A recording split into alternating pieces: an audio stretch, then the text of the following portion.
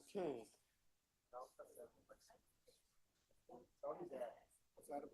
Adam? Okay, thank you for the pictures.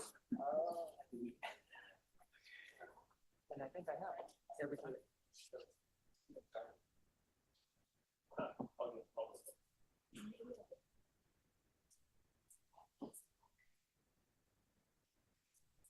Ready? Okay. All right. Good evening. By way of introduction, my name is Matt Comcar, and I'm the chair of the Planning Commission. I'd like to call to order the meeting of December 9th, 2025. Clerk, can we have the roll? Commissioner Sizzo. Here. Commissioner Majewski. Here. Commissioner Alney. Here. Commissioner Aquilino. Here. Commissioner Buckbinder. Present. Vice Chair Fields. Present. Chair Kamkar. Here. Thank you. That's all of us. Next, we're going to go to the minutes. Has anyone had a chance to review the minutes, and are there any corrections? Okay, not. Oh, go ahead. I'll move to approve the minutes of November 25th, 2025. Okay, we have a motion. Is there a second? Second. Motion and a second. Clerk, can you do the roll call? Thank you. Commissioner Sizzo. Aye. Commissioner Majewski. Abstain. Commissioner Alney. Aye. Commissioner Aquilino. Aye. Commissioner Buckbinder. Aye. Vice Chair Fields. Aye. Chair Kamkar. Aye. Okay, so that passes as well. Next, we go to communications. Director? Sure. Chair Kamkar, Commissioners, no new communications and no recommended agenda modifications or postponements from staff. Okay, sounds good. Next, we go to oral communications. This portion of meeting is reserved for individuals wishing to address the Planning Commission on matters of community concern that are not listed on the agenda tonight.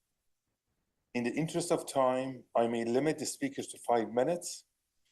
Please be aware that state law prohibits the Commission from acting on non-agenda items. However, the chair may refer matters to staff for follow-up. Having said that, are there any oral communications? Anybody want to speak to us on matters not on the agenda tonight? Seeing none in the gallery, are there any online? None. Okay, so we go to the next section. Next one, we start a public hearing. First, before we start, has anyone have any disclosures or, visited the sites? Yeah, I drove into Home Depot, drove around the parking lot.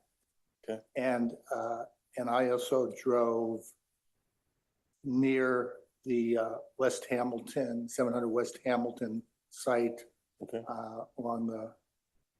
Actually, I went into the parking lot and on the back street. Got it. Anybody else? Commissioner Bookbinder. I regularly go to the Home Depot. I used to regularly go to the Penny Lane across the street from the site in item 2. And I think that's it. Okay. Me too. I'm also guilty. Home Depot, you visit, yeah. I've been to all the sites. Yeah. Perfect. Same. Same. Excellent. I have also visited the 2 of the sites. I haven't visited the, well, actually, I visited 3 of the sites because. Sorry, one of them's downtown. I can't think of it right now, but I'm downtown all the time. Like I've been to all the sites. Oh, got it. Okay. So thank you for that disclosure. So with that, let's start.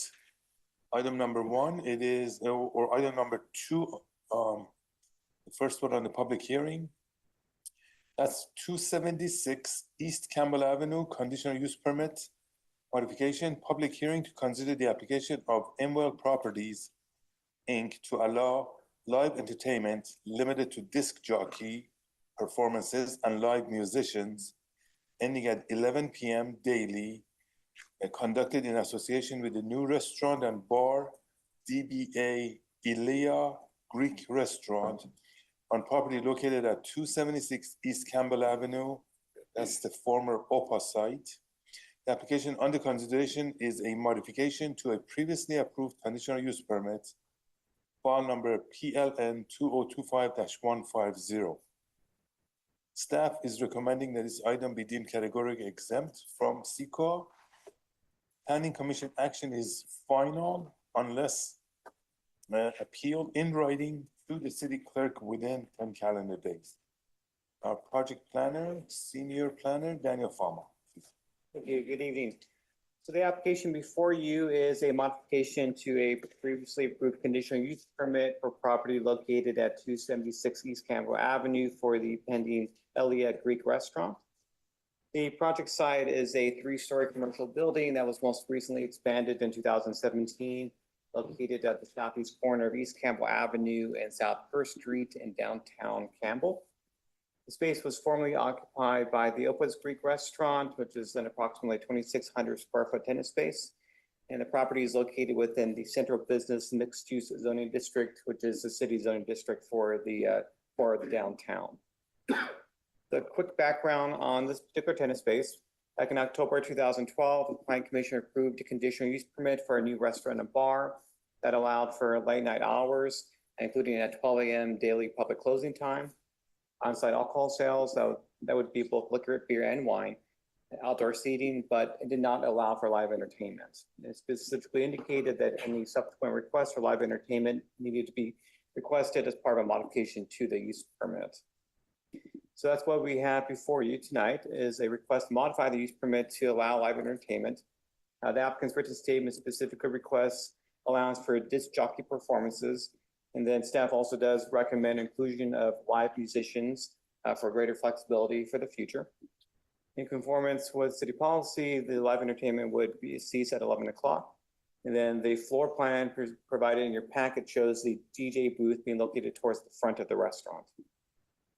In terms of review considerations, the city's downtown alcohol policy, which was adopted some time ago, but generally it's intended to ensure that alcohol service performed in restaurants is ancillary to the primary purpose of restaurants being eating establishments, so they don't evolve into nightclubs or bars as you may see in some other cities.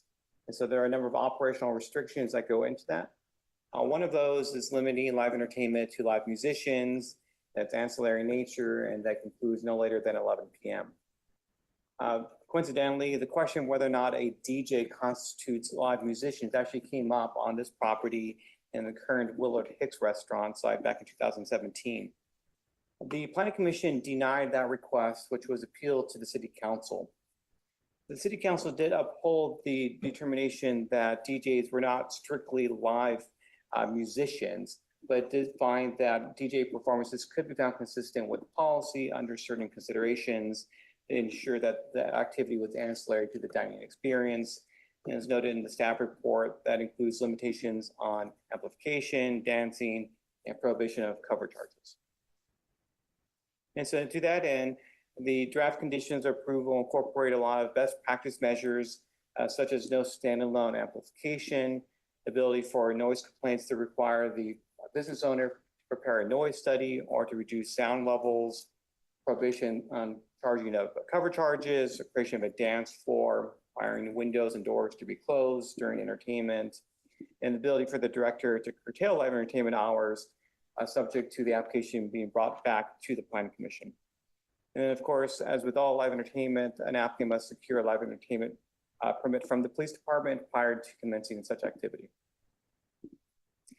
So therefore, upon finding affirmative determination of the findings required for a conditional use permit, as well as on-site alcohol sales, specifically that the establishment will be consistent with the downtown alcoholic beverage policy, staff does recommend that the Planning Commission adopt a resolution approving the modification to the conditional use permit. With that, I'll take any questions the commission may have. Okay, Thank you. thank you very much for that. Any questions for our senior planner? Go ahead. Go first. No, you could if you wish. So live entertainment versus musician I don't know why it went to the council, because the DJ might not be a musician, but is certainly an entertainer. The code is written, says that entertainment, live entertainment. So what, can you say a little more about what was the rub? So you have at the kind of the high level what the definition of live entertainment is. And that's a citywide definition that applies everywhere.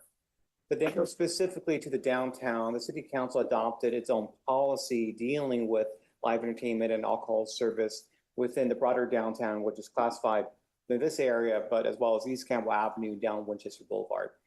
And so that policy attempted to pose more specific operational constraints due to a concern that restaurants, particularly in the downtown, could evolve into nightclubs. And so based on the research that we conducted in 2017, it was pretty clear that when the policy was drafted, that the intent was to specifically prohibit DJs. And that was even noted in the staff report because DJs are associated with nightclub activity, which was seen at the time to be inconsistent with a restaurant. Arguably, we should probably update the policy to specifically say that. One day we probably will, hopefully, but the time being, given that this is a very similar circumstances, the 2017 decision seems comparable. Okay. You done? Can I, next one? I didn't see anything about, are we permitted to require security? Theoretically, but generally the question of security is deferred to the police department as part of the live entertainment permit. The condition of approval does basically say that security shall be provided pursuant to the requirements of the live entertainment permit, simply because the police department is better equipped to make that decision. So you're saying that they are empowered to require security? Yes. And then next one is karaoke included in the terms of art used in the application as permitted with this thing? It would not be, no. Okay. Is there a reason, is that another one of these things that the policy hasn't adopted yet? Because it would seem to me we could throw it in because it might be nice and I can't see it being any worse than That's a anything fair else. point. Okay. There's some nuance of what extent the city can and really should be controlling the type of live entertainment, but there are kind of First Amendment type issues that go into it. But generally, the practice is not to be so expansive that you create, again, a scenario where this restaurant can just evolve into a nightclub, which is something that is allowed theoretically. I mean, the policy strongly discourages nightclubs, but from a strict land use perspective, it is something that the city council could approve if they wanted to. And last one is for performers. Can you talk a little about why that's a magic number here? Because that's not really a lot. It's not, but again, it has to do with kind of the ancillary nature of the live entertainment. The city actually does allow live entertainment without a use permit in very strict circumstances. If you have a restaurant with beer and wine without a separate bar, and in that scenario, it would be limited to 4 performers. So I believe that 4 performers has been kind of the standard number just to keep the concept of it being ancillary in place. I see. Okay, and you've beaten me down. I'm done. And is that 4 performance on any given moment? Or is it 4 different performance, As per any given moment. Yeah, it's per act, I Right. think. Yeah, Got that's- it. Thank you. Correct. It tells you that I don't get out much, so. Okay, I'll any take other it. questions? Let's start with this end. Just real quickly, it doesn't really apply for, this is more of a general question with regards to the question of a dance floor. So has the city, I know of a few restaurants, including one that's in Campbell, where it's a restaurant and they have live entertainment. It's a piano bar or a couple people singing or whatever. They have, an area. And so I'm wondering if the city has ever reconsidered the idea of allowing a small, and these places that I'm familiar with around the Bay Area, have a small dance floor right near where the live entertainment is, that doesn't really turn it into a bar. It's just, it could be, 40 square feet or 50 square feet. Has the city ever thought in those terms of allowing, without moving tables, but to actually have a small dance floor in a restaurant environment? I mean, not recently. I mean, again, the policy hasn't been updated, I think, since 2011. So these are probably questions that simply haven't been asked. I haven't really risen to that top of the priority list. And a lot of what we do is basically responsive to applicant requests. If the applicant requested it, then we would have a conversation about it. Okay, thank you. And no more question on this side, go ahead. Is there is any of this different because this is downtown? Are there any matters of policy that are different because this is in the downtown area? Well, the downtown policy, yes, does apply to the downtown, like it's the broader downtown would be here, East Campbell Avenue, and then Winchester Boulevard, southbound. So that's really what governs kind of the context of this conversation with the questions that we're looking at in terms of the type of entertainment, the limitations that apply to it. Okay, thank you. That's all I have. Commissioner Echols, No. Vice Chair. The noise standards they're being asked to hold to, how do those compare to like, you know, the couple of bars on the street or to Willard Hicks? 50 feet, no, like, just curious how this compares. I mean, we don't have a strict 50-foot noise standard. I mean, it talks about obstructing the free use of neighboring properties so that it unreasonably interferes with their enjoyment. It's a pretty high standard. Yeah. I mean, it recognizes that this is the downtown. If you're causing so much noise that the neighbors several blocks over can hear, that clearly is an issue. That's helpful. Second question, like, they asked for midnight. What specific, like, did staff have a concern with doing midnight versus 11? Like, Well, what drove that? The policy specifically says 11 o'clock for live entertainment. Can we grant approval for 12 o'clock, except like, is that an option for us as part of this? I mean, it's not an ordinance standard per se. I mean, if you find that midnight is still consistent with policy for reasons that can be articulated in the same manner that we previously found that a DJ is consistent with the policy, I suppose. But this has generally been held as kind of the appropriate line by both planning and police department staff. But the other, I mean, like Katie Bloom's and like there's other places on the street that are playing music past midnight. There are, yes, and there was a reason the policy was created in the first place. And was that after these? It was. So the premise is there was a policy created, the places that are exceeding the policy, it all got approved prior to. Correct. Okay. Got it. Okay. Thank you. That's helpful. But that raises an interesting question about impartial, fair application to all citizens at the same time. I don't know where the legal grandfather clauses run up against people's First Amendment rights to do what they want. So where does policy fall in the authoritative hierarchy? Is it just opinion? Good to know, or do we really got to pay attention?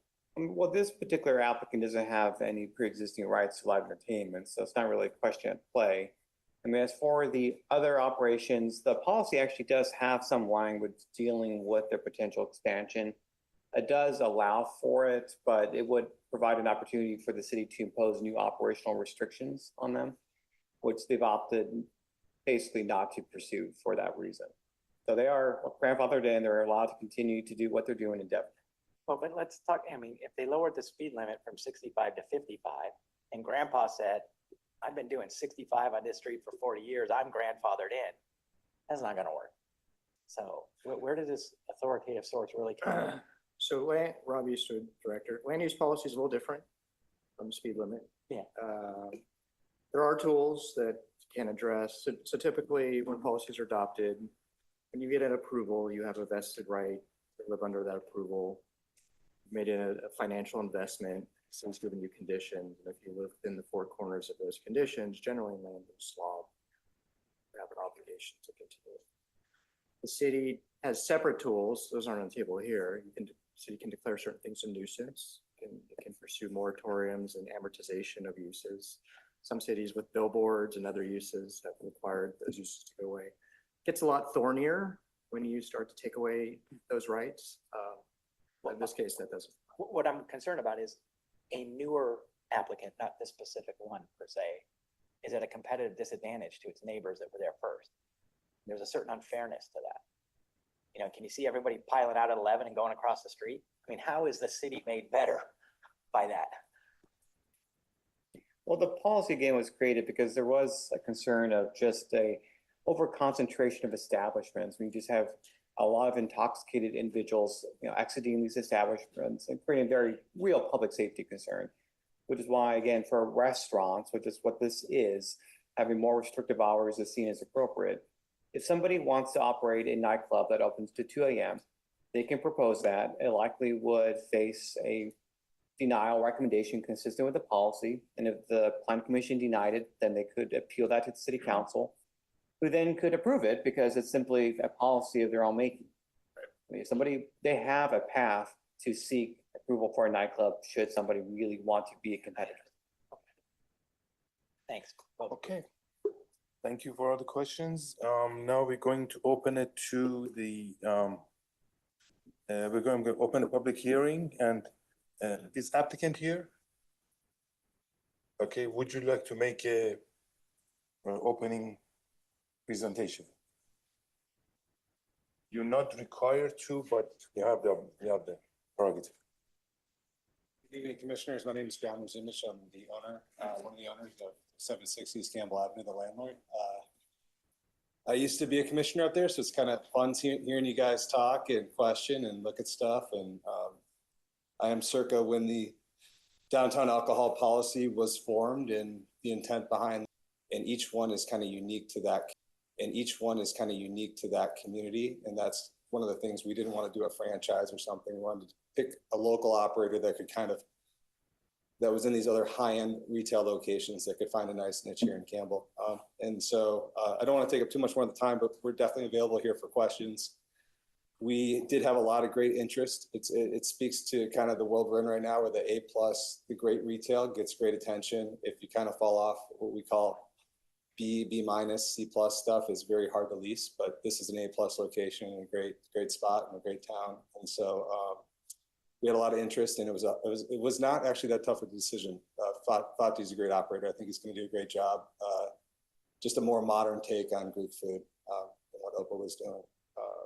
But yeah, if you have any questions, please let us know. They're available as well. Thank you for your time. Wonderful, thank you. Yeah. Oh yeah, sure. So Go. what's your position with regards to this? I'm the landlord. I own the you're a property. landlord? Yeah. I'm originally lived in Campbell, was actually on the commission, and then was a developer behind the project there, and then the second phase, Charles Schwab up on top. So. and officially, you're in favor of it. You didn't- Yes, we are. And I worked with Daniel and Steven back when we did the Willard Hicks DJ booth, which we did that. That prior ownership group was really passionate. One of the owners was a DJ. They did it not knowing they needed to do a live entertainment CP, which became the nuance. I said, what's the difference between putting this into a sound system versus a DJ? Even if I put that in and I did this, was that still, so we got into the semantics for a little bit. And at the end of the day, we want to do everything the right way. And so we brought it through the process, but I don't think there was a precedent for a DJ. That's why I had to kind of semantically get appealed to city council and run that course. So that was kind of the history as I recall it. So, yeah. So is the music going to be running throughout the dinner hour? Yeah, and I'll let Fatih speak to it, but I know based on their other locations, it's kind of something that they want to be complementary to kind of have, and it's supposed to kind of run, I think, through the evening, during dinner. It's more of like an elevated dining experience, a little bit more energy to it, Sure. And can Mr. Fatih step up? Yeah, again? please, come on up, I'll let him. We added. Welcome. Good evening. Thank you. Fatih So Ulash. there's a question for you? Yeah, I was just curious about the music. The OPA had a guy actually sitting outside on the sidewalk DJing music, and I always wondered about that. But so is this It was good. This is essentially background music for diners? Yeah, this is more elevated, upgraded music where we usually play it after 7 and 8 o'clock. We don't go like boom, boom, boom, boom right away. Yeah. Just kind of elevated with the background music between 7 and 9 and little by little till 11, midnight o'clock. We don't literally have a dance floor, but when the music is there and when people are having fun and all dressed up and nice, we don't tell them, oh, you cannot dance. Right. So so people do dance, but around their table, if they get up and dance and they're having a good time, we cannot say, hey, ma'am, you need to sit down or serve. So it's kind of that kind of way. Do you have DJs at all the other three places? We only have it in San Carlos and Walnut Creek. And they're doing, food service the entire time. Yes, yeah, till midnight. Our, the But we kitchen is open require till that too midnight. here. We require, Yeah, we require. our kitchen's open till midnight, full service. All right, thank you. Yeah. Any other questions for landlord or So operator? it just is currently what you're saying in the letter is you'd be comfortable with the live music ending at 11, you'd stay open to midnight without music, that you're comfortable with that? Yeah, as long as we serve alcohol till midnight too, we'll prefer, yeah. But your preference would be? Yes, both of them, absolutely. Okay, great, thank you. Yeah, I think just to end it, I think I don't know if the semantics allowed to go to midnight or not. Honestly, one of the things I do like about the CUP is there's a lot of things in there to check for good behavior, make sure everything's going there from between police, legitimate complaints. And if it's something where we can prove that he's a good actor, everything's going the way it is, maybe it's something we can even come back in a year or two and ask for midnight. So, but I don't know if that's something that can be administrative or it has to be planning commission. But anyway, they're open for 11 as well. Yeah. So, But we don't do a cover charge. We're in at the door. We say no hats, no hoodies, no flip flops. Well, we do have a pretty nice dress code. Excellent. Okay. Thank you very much. Thank you. I have one question for staff after. Sure. Let me see if there's Yeah, any yeah, other, yeah. any other speakers? Are there any other speakers that wish to address the commission on this item? Right. Oh, there is one. Go ahead. Good evening, Commissioners. My name is Bekir. I'm the General Manager of Walnut Creek location of Elia, and I have been there about 3 years, and I want to give you a little more information about how we operate and what is our clientels and what our community expects from us. So this is an elevated Greek dining experience. We are serving to our guests, and we are operating Monday through Sunday, and we have weekends brunch, and during summertime we do live entertainment during the day in other locations. And also Wednesday, Thursday we have a live music. Thursdays we have a violin player goes between the tables. We create an atmosphere. We just I have been in that excuse me, I have been in the city about 9 years. That's why I know that atmosphere a little bit. Now I am invited to be an owner also and partner with Fatih. And I will be moving also in Campbell, and I'm excited for it. And during the construction time, and I get to connect with everyone around the city, and we just sit down, talk, and I like to be getting some information what people expect. And first thing was please, no more Italian restaurant. I'm like, okay, I got you guys. Yeah, I got you. We are a Greek restaurant, and please don't close early. Everybody shuts down around 8:30, 9 o'clock. And unfortunately, during Wednesday, Thursdays, I just saw town is needing something, and people are looking at a few places, and there are a few spots, which is wonderful. And I'm young. I like to keep it going till 11 midnight, but while I was managing, there was almost no issues with fights or alcohol abuse, drunk driving.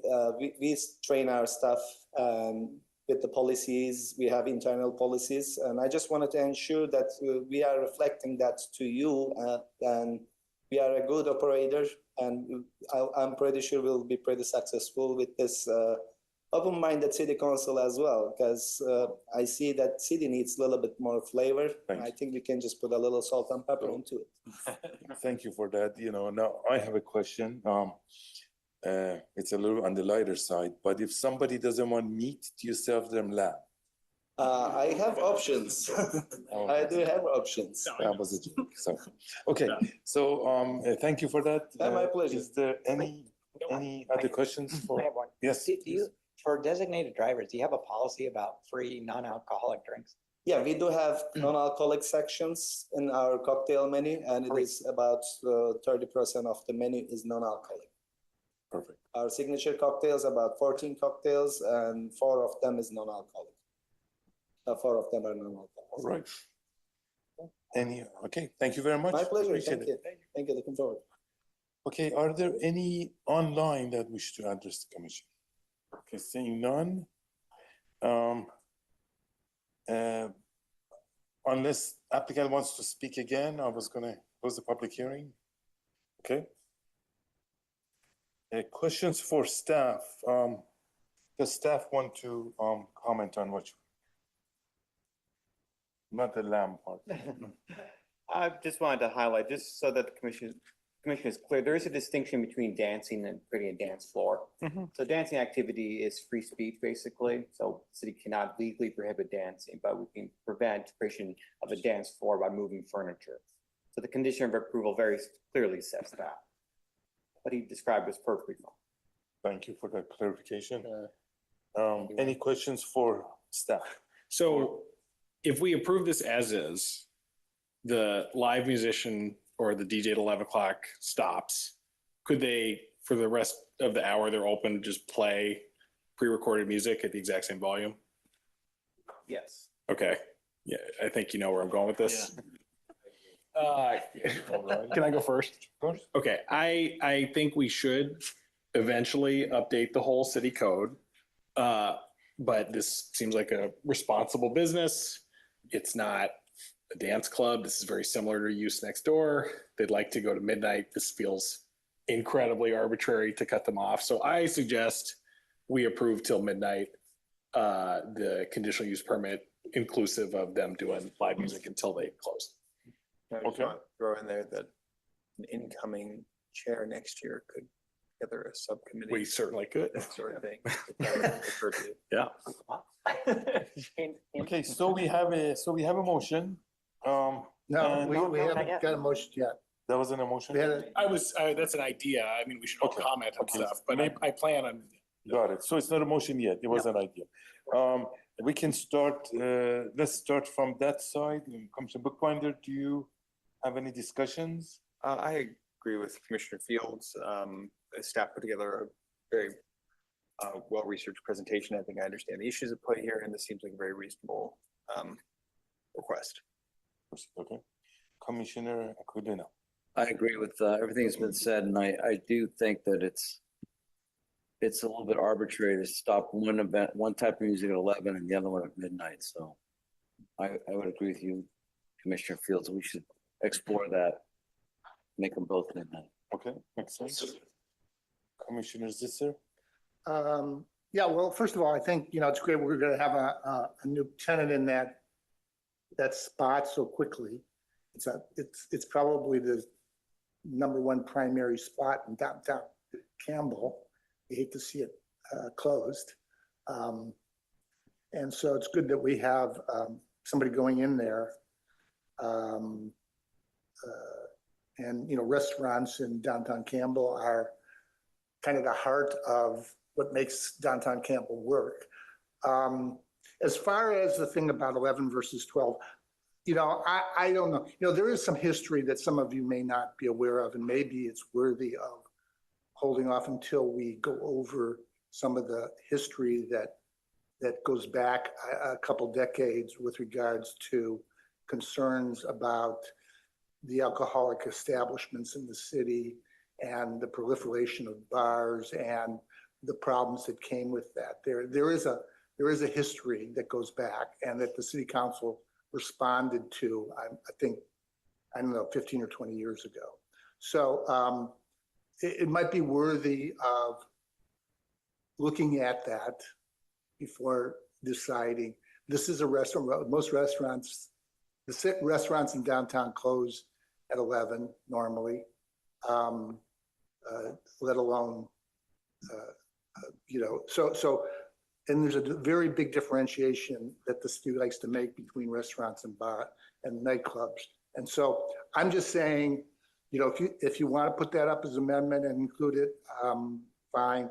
But there is some history that's worthy of trying to understand, and whether or not it's applicable now, I'm not sure, but it had to do with problems occurring, crime increasing, too many people being drunk throwing up on people's lawns when they're going back to their cars being parked in the neighborhoods, things like that. And people rotating from bar to bar in the city. So, so there is a history. So I would suggest that maybe, since maybe some of the commissioners are not aware of that history, that might be worth, reviewing first. So, but,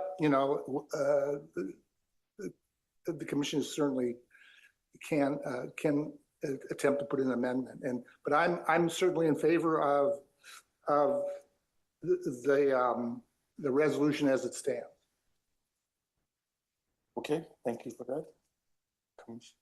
Yeah, I think I'm in favor of what this side was saying about allowing, I don't see really the difference between plugging in an iPhone after 11 p.m. I do know about the issues you're talking about. I think it's a different clientele at this establishment. But, that remains to be seen, I suppose. But I'm excited. I will say I'm very excited to see a more local franchise rather than like some big, kind of thing coming in. So. Excellent, thank you. Much concurrence here. My 35 years of adult life, I've lived these painful memories that have been alluded to. And the no cover charge for me carries great weight because I remember the cover charge places were the ones that really got out of hand. So that makes it a completely different topic for me here. I would definitely go to midnight because I do not like the optics of the Irish bar across the street staying open an hour later than the Greek one. It doesn't sit well with me. So I say, let's do that. I would like to include karaoke. If that's a different thing and needs its own approval, I'd just like to do it so we don't have to run these people through this again. And that's all I got to say. Oh, other than thank you for choosing Camel. Yes. I want you to hear it from somebody up here. Thank you for that. That has been one of my favorite places to go, almost every time we come, we first check at the time OPA, and had many good memories, and so glad to see that responsible operators coming in to fill that void. And I concur with the general idea to expand it to midnight. And of course, the police department with their CUP have the power to advise us to do different in case, things will happen. But, I'm also comfortable going to midnight. As far as karaoke, maybe we hold that one until, let's say next year, until they have some operation under their belt, and then come back and say, see, no calls for service, let's expand it. I'll be very happy with that. Okay, Matt, so I'm not sure you covered everybody. Did you cover everything? I apologize. Well, I was just gonna say, okay, sorry. Yes, wait. I think your call to history is fair. I think personally I'm basing it on just the way people drink is changing and it's decreasing generally across generations. And so I think if we were in a environment where that was growing, I might be more concerned. But I do think like the drinking culture that caused that downtown alcohol policy has changed in the intervening years, and the way that this business wants to operate, it's not ringing any alarm bells for me. So I would propose that we adopt a resolution, but modify the proposal so that they are allowed to do live music until their same closing time at midnight daily. Okay. So we have an amended motion, or a motion with an amendment to what the staff was suggesting. Is there a second to that? I second it. Okay, so we have a motion and a second. Any other discussions? Hearing none, if you could please go through the rules. Commissioner Scissor? Can we hear what exactly we're Sure, voting on? absolutely. So it was everything that's the staff had Somebody recommended, has to read the motion. except from 11 to 12. So Somebody should read the motion. since you made the motion, why don't you read it, and then adjournment. Okay, so we're making a motion on item number 2, public hearing to consider the application to allow live entertainment limited to disc jockey performances, live musicians ending at midnight daily. That's the modification. Conducted in association with a new restaurant and bar on a property located at 276 East Campbell Avenue. The application under consideration is modification of the previously approved conditional use permit, file number PLN 2025-150. Staff is recommending this item be deemed categorically exempt from CEQA. Planning Commission action is final unless appealed in writing to the city clerk within 10 calendar days. Okay, can I ask a question before somebody seconds it? Sure. To the staff, this is kosher, right? We can do this. Yeah. Okay, it's I'm just- voted on, you can Okay, discuss. yeah, but I'm asking staff if there's some code or something that suggests we can't make this change, that's all. And just to reiterate the chair's comment, this is still subject to approval of a live entertainment permit through the police department. So they may not necessarily agree with it Okay. midnight. So, Okay. okay, so the maker of the second, are you okay with? Yeah, I that? still second it. Still second, it. Perfect. So we have But what motion was and the a amendment? second. We didn't read the amendment. Well, from He 11. time. We did. Okay. Yeah. That was the, Give me a second. okay, so let's go through the roll, please. All right, Commissioner Scissor, Aye. Commissioner Majewski, Aye. Commissioner Alney, Aye. Commissioner Aquilino, Aye. Commissioner Buckbinder, Aye. Vice Chair Fields, Aye. Chair Kankar. Aye. So congratulations, that passes unanimously, and welcome to Campbell. Yeah. Wonderful. Okay, we move on to, second. Let me go back up there. We move on to the second, public hearing item. This is 700 West Hamilton Avenue, major housing development project permit and listing tentative subdivision map.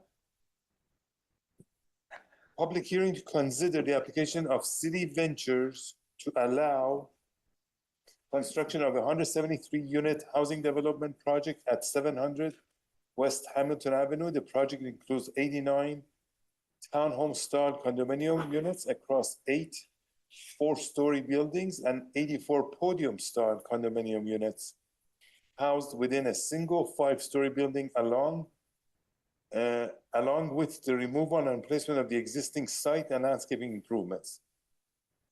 Subdivision of the property, including establishment of public and/or private easements and necessary public right-of-way dedications, and preparation of a final phasing plan for the entire project site.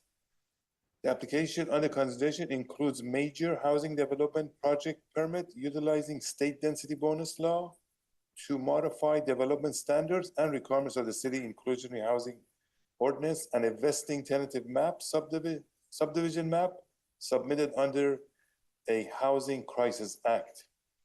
Preliminary application filed in compliance with Government Code, section 65941.1, file number PLN 2024-189.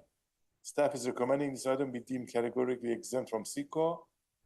Planning Commission action for this item is, shall be forwarded as a recommendation to the City Council for its tentative hearing on January 20th, 2026.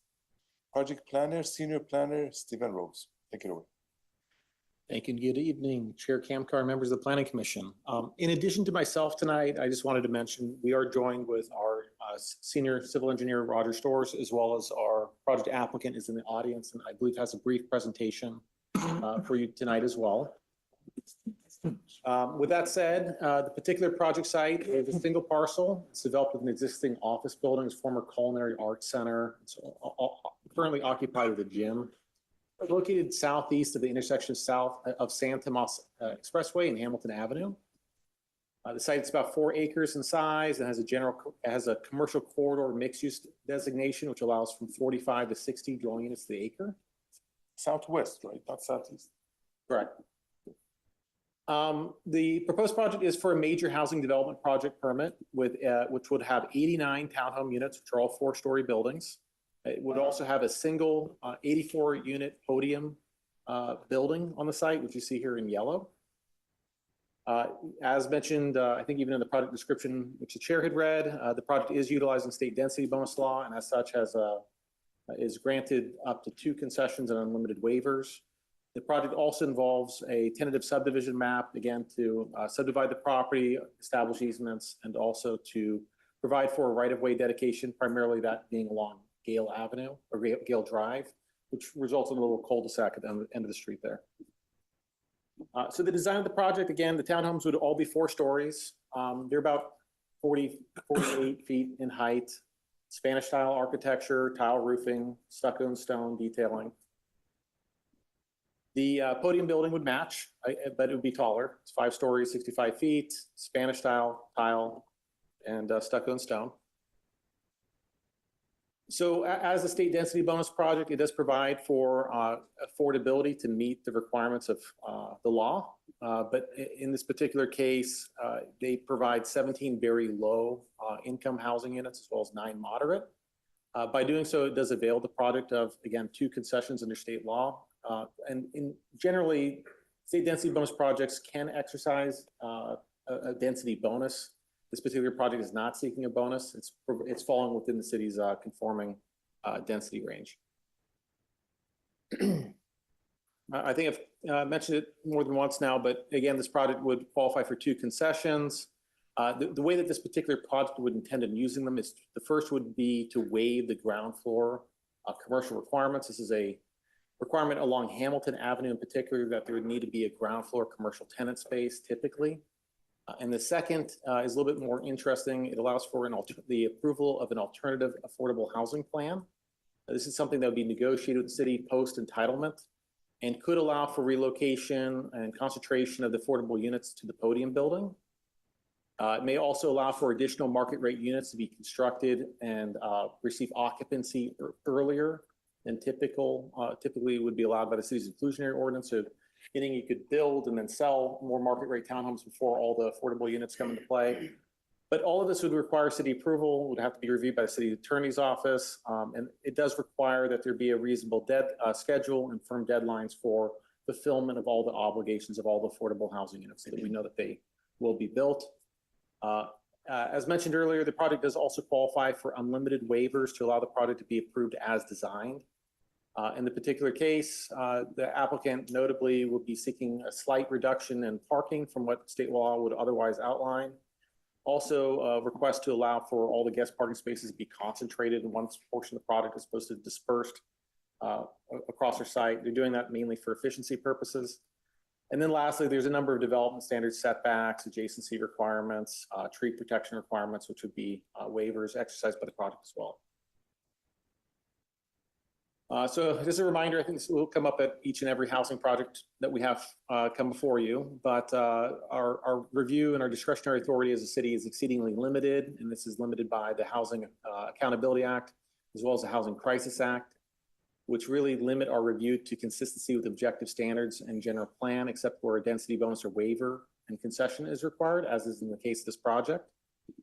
Again, the multifamily development design standards, we did adopt them back in 2023. But for projects such as this, where they are availed waivers, compliance with the MFDDS is broadly voluntary because they are able to seek approval as designed. And then general plan consistency is really that one of the few standards which we really can hold firmly to, but it just requires that the project come in with a minimum density, which this project would exceed and fall within a range. And again, if they were to be exercising a state density bonus, they could go above, but they certainly cannot go below the city's minimum density for the site. With that said, and staff in the report, we outline all of the required findings that would need to be made, and we identify as staff how they could each individually be made in the affirmative for the housing development project permit, the vesting tentative subdivision map, as well as provide the basis of a determination for a CEQA Class 32 categorical exemption for this project. And on the basis of those findings, staff is recommending the Planning Commission adopt a resolution approving this particular project. And that concludes staff's presentation. Okay, are there any questions for staff at this time? Yeah, I got plenty of questions, but I'd like somebody else to start. Okay, I can start and then So I have one question right now. So when I look at the plans, there seems to be direct connections from one of our residential streets to Hamilton. Is there effort will be done to prevent cut-throughs and overwhelming of the residential streets? Yeah, so when the project first came in, we did take a deep look at cut-through traffic and the possibility of that. In this particular case, there are a very limited number of units on Gale Drive, which could possibly utilize the on-site street that you're seeing here on screen. So you really have 21 units, which is part of another subdivision, which was previously built on Graham Drive, as well as a 2-unit duplex. Combined, you're looking at maybe 23 units that would come into play and possibly consider using this as a way of bypassing Darrell Drive. There isn't a lot of traffic that would result, and it would be certainly a lot less traffic cutting through the site than the current office building currently has coming out of the site, or could have come through the site if it was fully tenanted. You had all tenants in there. So yeah, for those reasons, I mean, there are stop signs on the site, but nothing beyond that would. So in effect, it acts as as a court, where it doesn't have any outlet. If somebody was to enter the residential area through the site, It does cut through, so you could cut through. So from Gale Drive, you could cut north up to Hamilton. What we're indicating is that if that were to occur, I mean, that'd be a change of the current probably circulation patterns of those existing household units. There'd be very few. I mean, you're talking about the minimus number, you have 23 units that might consider doing that. And we are broadly limited from requiring much more than what we already have for this particular project, in terms of traffic calming measures or otherwise. So I'm pretty familiar with these actual streets, and I don't think it would buy somebody much to cut Darrell out of their life. And with a couple of speed bumps in the new development, I bet you nobody would choose it, because they can't make a left out of there, and to make a right, there's so many cars backed up from San Tomas anyway. I just don't think it's a logically superior path. I would also offer, I mean, we didn't do a traffic study on this given the few number of units, but even of those units, maybe some of them don't even want to go eastbound on Hamilton. Yeah. They go westbound, you're splitting that traffic even half, yet even still. So it's like half of the 23 units. Is that going to be a public street? It's a privately owned street, so the city is not going to maintain that street? That's correct. Okay, But they couldn't gate it. If it's private, then they could, if it was a hassle, could they put a gate with a gate key up then? It would be something which we would need to approve as part of the entitlement. It's not currently proposed. You don't want a gate right from a thoroughfare like Hamilton. Oh, I get Cars will back up. And there's no curb parking on that street? On Darrell, there is street On the side parking. new street, will be curb parking? There is not curb parking. There are a number of guest parking spaces which are closer to the Hamilton frontage of the site, but those are perpendicular to the street. Okay, Commissioner Aquilina. Stephen, I just have a question regarding fire department access, and did the fire department have any concerns about, it's a one-way drive down these alleys about 150 feet to back in and out of, or to drive in one way and back out. Did they have any concern? Fire department reviewed this thoroughly. I think it took several rounds of review, but we are at a point that fire was completely accepting of the design as presented. Perfect, thank you. One other question. So just the concern about Gale Drive, is that about people parking or just driving through there? The comment that was made, I think earlier, was dealing with cut through traffic. Using the new development as a shortcut to Hamilton. Well, both ways actually, not just to Hamilton, but also from Hamilton. That is true. It could be used either way. My guess is the traffic will be backed up so far, you use Darrell anyway. Right? I mean, that's a busy intersection. Yeah, it is a signalized intersection. So to the point made earlier, you could be in a situation where you couldn't even get into the right turn lane. Right. So it might be advantageous to go to Darrell so that you're not trying to get into a line of cars. Okay, any other questions? currently there's just the gym in that area, that spot that's being occupied. Yeah, I do believe that the gym is the only tenant of the building on the ground level. There are a number of wireless antennas and things like that on the roof, not an occupant. And what percentage of that lot is that approximately? So going back to that's a great question. If you're looking at the plan drawing here, it's really this first 3 rows of townhomes up against Hamilton. It's roughly that footprint.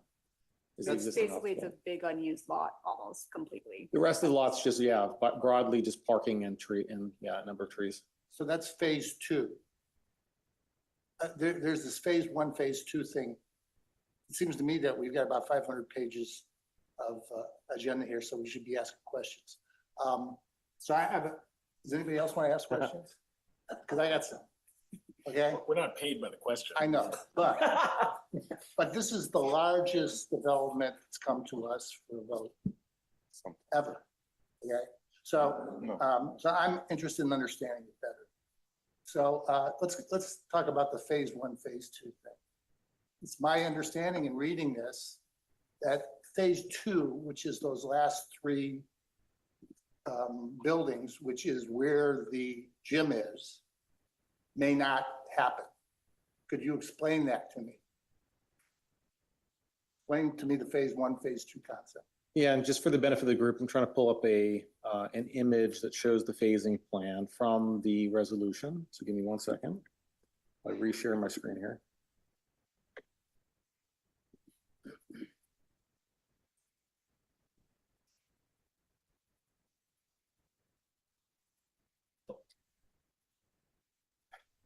So by and large, it's being presented really as 2 phases. Those areas in blue would be built first. There's some nuance to that, which you'll see in the construction schedule about how a limited segment of the street, which is abutting Hamilton, would need to remain to provide fire department access for a limited period of time. But eventually that area would be all removed as part of the phase one of the project.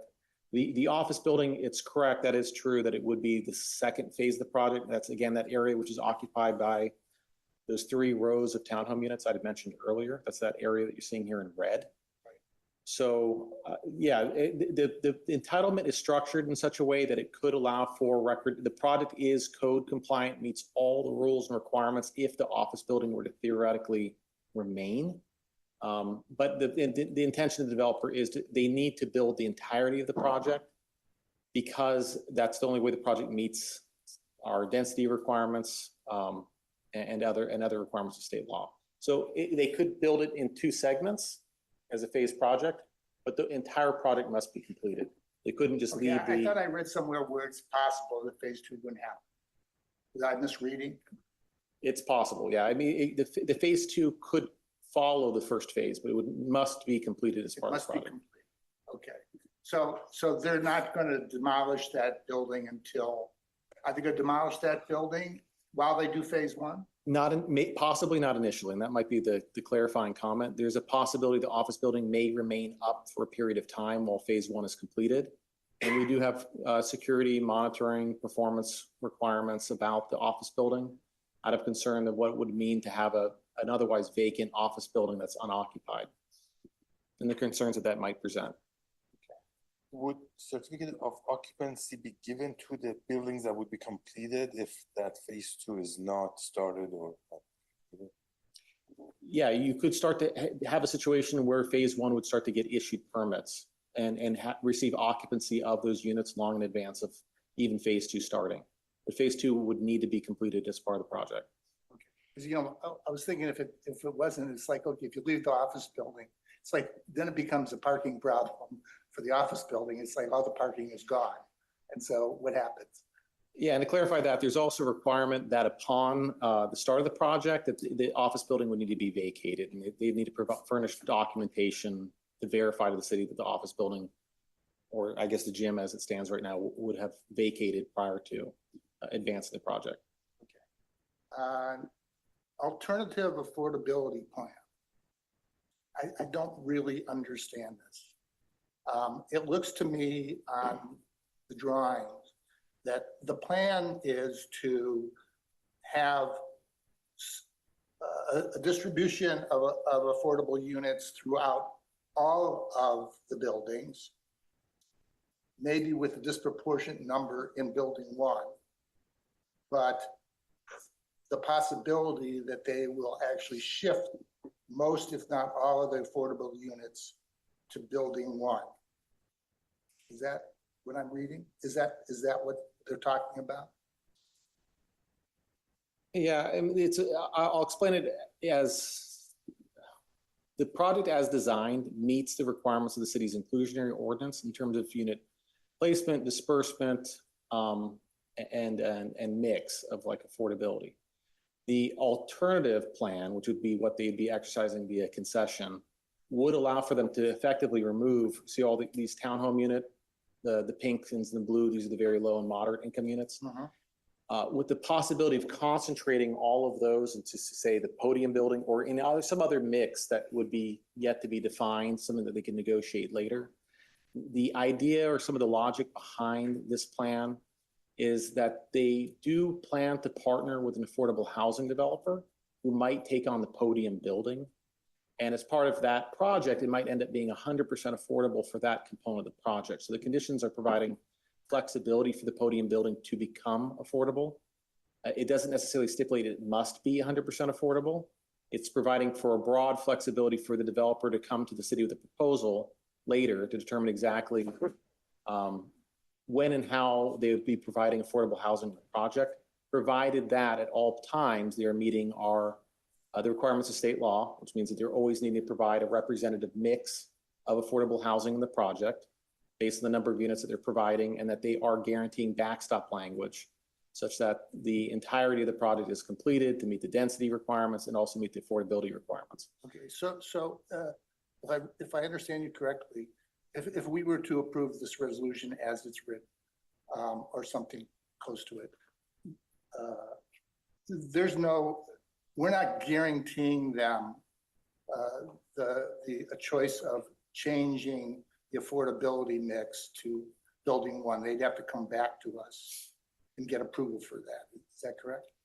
No, so the condition language does provide, it delegates that authority to the community development director and the city, and effectively in coordination with the city attorney's office to figure out effectively a different affordable housing plan than what you're seeing represented in front of you. Okay, So so they could commission change that. and the council wouldn't be involved in that, is what you're saying? That's correct. Okay. By the way, no matter what we do tonight, the council is going to see this and vote on it, right? That's correct. So planning commission's action tonight is just a recommending Right. action. Council will make a final decision. Okay. Now, the thing about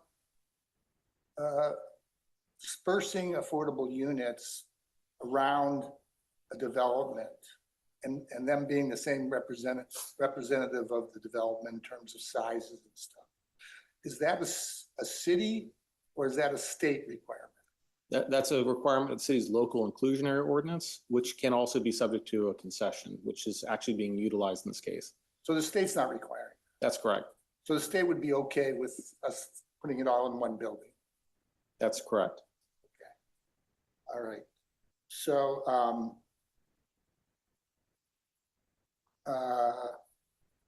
Which phase is the podium building in?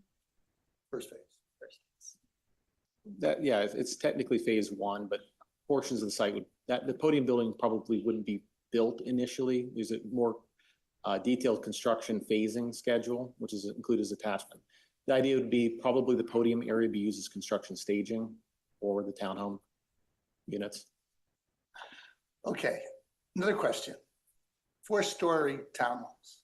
Never seen. Never heard of them. It says 4-story in one place and 3-story in another. I know, but they're saying Drawings they're are 4-story though. It looks They are like, 4-story townhomes. to But the clarify. bottom story is just garage well, it's not just garage. and a staircase. Okay. Okay, but we've only seen 3-story, where that means that there's only 2 staircases. There's now a 3rd staircase to the 4th-story? Is that how it works? I couldn't find a layout. And so I've never seen There 4 are stories. layouts.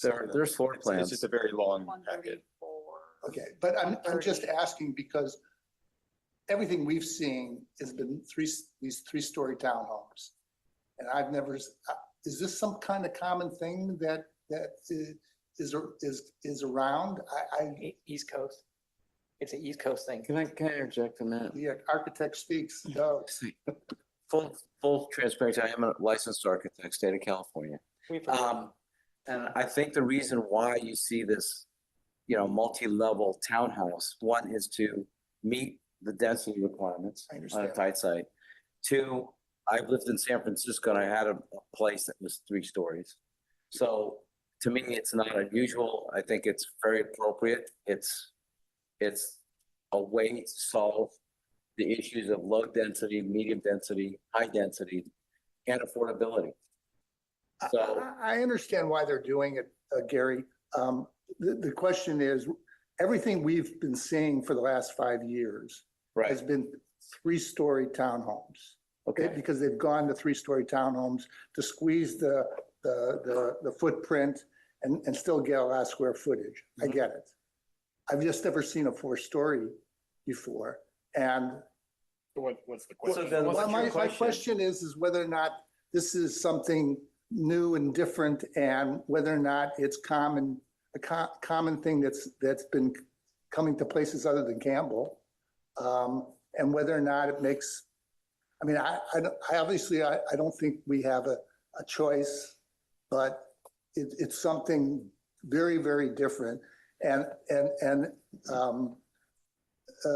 there's no extra kitchen in the story, right? There's not like so that this could be done as broken up into basically 2 places. I'll address the first question, which is just how common is this? It is true. It's not as common it's not common in Campbell. It is, you are starting to see more of it happening in the Bay Area, generally speaking. As densities are going up, you're going to see units going, there's not many other places they can go other than vertical in order to maintain these living spaces that we're trying to create. That said, in terms of the floor plans, they all just have a single kitchen. There are 2 units which happen to be dual units, which within the project where the first, I believe it's the first 2 floors are 1 unit and the upper 2 floors are another unit. But that's just 2 of the units that are like that. All the other townhome units are not structured in that way. Okay. But those are specifically called out as units. They're considered separate units on the plans. Okay. So I need to make a comment here too. So it's not just because they want to squeeze more units that they do that. There's also all these other requirements with stormwater and utilities and fire and to meet all those conditions. no, they're trying to get 45 units. No, per I acre. know, but That's clear, actually. But what I'm trying It's been clearly stated. what I'm trying to say is that, there is so many requirements that they have to comply with. It's not just because they want to squeeze more units out of the side. But anyway. We can disagree on that. Okay. But I've also noticed that there's a number of 1-bedroom and studio units somewhere. I guess in building 1. I guess that's where the studio units are. I'm not quite sure, but there's a number of studio units. Now, these are all for sale, right? So the well, yes, correct. All units in this project could be sold individually. The podium building is a condominium building. Right. Those other townhome units are generally 3-bedroom units with the exception of a number of studio units as well, which are kind of like little smaller attached units. Attached? Attached to what? They're attached to the townhomes. So on the ends of the rows of the townhomes are a number of smaller 1-story studio units. Are those being treated as the ADUs? They're not accessory dwelling units. They're considered separate studio units. Okay, well, that's what I thought, because Studio townhome units. what I'm getting at is that we've seen studio units in apartments, okay, come up that were as little as 350 square feet in a couple of instances, and which is small, but it's a studio, right? But it's also a rental. It's also a rental. Yeah. Okay, there's a 260 square foot studio in this development. It's a condominium. So to me, that sounds ridiculous. I don't know who would buy a 260 square foot condominium.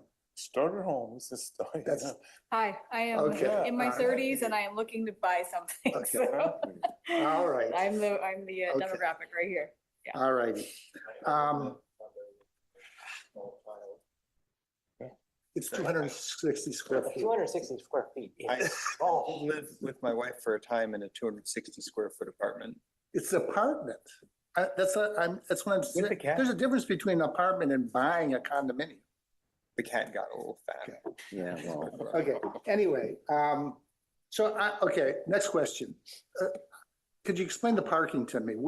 There's 2-car parking in the townhomes, I'm assuming. they're tandem. And then there's the building 1 parking. Is there an underground parking garage, or is it just all on the west side of the building? So the parking's for the podium buildings at grade, really kind of wrapping the building on 2 sides. So you kind of enter on one side and then it's wrapping behind. It's cantilevered, the podium building is cantilevering over a row of parking. But then beyond that, the other parking spaces available on the site, those which I had mentioned earlier, are kind of near the Hamilton Avenue frontage. We have a number of perpendicular parking spaces, which are kind of over on this edge of the site, which includes a number of guest and ADA spaces. And then beyond that, yes, the townhome units, they have garages built in. So all those parking on the upper part of the drawing there, that's all for building 1. And those are carports? Do we know? Those are open air. I mean, so I suppose those spaces which are underneath the cantilevered portion could be described as carports, but I would describe them as covered parking. Yeah. Okay, and so, but there's no underground parking? No underground parking. Okay. Okay. So the question I had about affordability. So they went and they decided, you had a thing up there, there's going to be 17 very low and 8 or 9 moderate. Is that right? Correct. And 17 very low and 9 moderate. Now, is there a reason that they are not breaking that up into low and very low? Are they getting an extra advantage by doing all very low? I mean, I'm not against very low, but I'm also in favor of low. And so I would be more in favor of it being proportionally, moderate, low, and very low, rather than the vast majority of them being very low and no low. So they're providing the greater number of very low housing units in order to qualify the project for 2 concessions under state density bonus law. So that's the basis of that particular degree of affordability. If they were to break up the mix as you were describing, the project would not qualify for 2 concessions, only 1. Okay. What if they took some of the moderate and made those low? That wouldn't gain them anything more. No, except we'd have some lows. We're trying to get some lows. Yeah, that is correct. Moderates are easier. But they're exceeding the city's inclusionary requirements by providing the very low units. I understand. And those are going above and beyond our local standards, but and so qualifying them for those 2 concessions described earlier. Okay. All right. So I thought I read about something about reducing the park fee by 50%. Are you rejecting that? Did I read that right? Or is that going to be what we're going to offer them? The city does have within its park, we do have a park in lieu fee program. When projects like this one choose to make their private open space publicly available and provide access to that park, they could get a reduction in park fees. It's not 50% of the park fees. The way it works is it's based on the square footage of park land provided. So there's a 1-to-1 relationship for every square foot provided. So if you provide a very small pocket park area, you're not going to get 50% of the total project fees wiped out. in this particular case, the project is not pursuing that option at this time. Okay. But with that, could you use the required land that you have to deal with water going back into the aquifer as a park and get this benefit that you were talking about? I'm not very eloquent with it, but it. Yeah, I understand the question. I mean, it is an engineering challenge to make sure that these areas, detention areas, can meet both the requirements of a stormwater management system as well as being viable, publicly available open space. It can be done. We haven't had that happen in the city. We've actually had very few developers even consider making their private parks publicly available just due to liability issues that come with that, insurance and public access, but it's something that could possibly be engineered. Okay, so I just want to talk about the actual park they have. So I'm misreading it to say that if they make that park available publicly, they'll get a significant reduction in park fees. And you're saying we're not offering that. Is that correct? Yeah, I'd clarify. We would offer it if the developer were to make their private open space publicly available. So we weren't limiting their ability to propose that in, let's say, the future with this entitlement, but right now they're not proposing to do so. Okay. Okay. Okay, let's see. We've had no neighbors express concern about this development. When the project first came in, we did send a courtesy notice out to all property owners, as we typically do on these projects within a distance of the project. Initially, there had been concern mainly to do with maybe misinformation more than anything about the project, the number of units that were being proposed, number of parking spaces that we provided. By and large, as the public started to understand, my gathering of it was as neighbors started to understand the project in greater detail, their comfort with the project went up. And then at this point, I haven't had any comments in months from the public on this project. Okay. Let's see. Trees. One more. Trees. We're gonna hold you to that. Maybe we should. This is a ask the rest- really big, important project, and I think it's worthy of us spending some time on. I'm not suggesting that you don't ask your question. I'm just saying maybe we can break it up to after they've had a chance to Well, also. these are present. mostly to the planner. Because These are to the- the planner. The reason I ask is that they may be in a presentation answering some of your questions. Well, if they don't hear them from me initially, they won't know how to answer. Okay, so I'm asking questions more I'm asking questions that I believe the planner can answer for me. How many more questions are you? I think this might be the last one. Okay, then Okay, go for it. okay.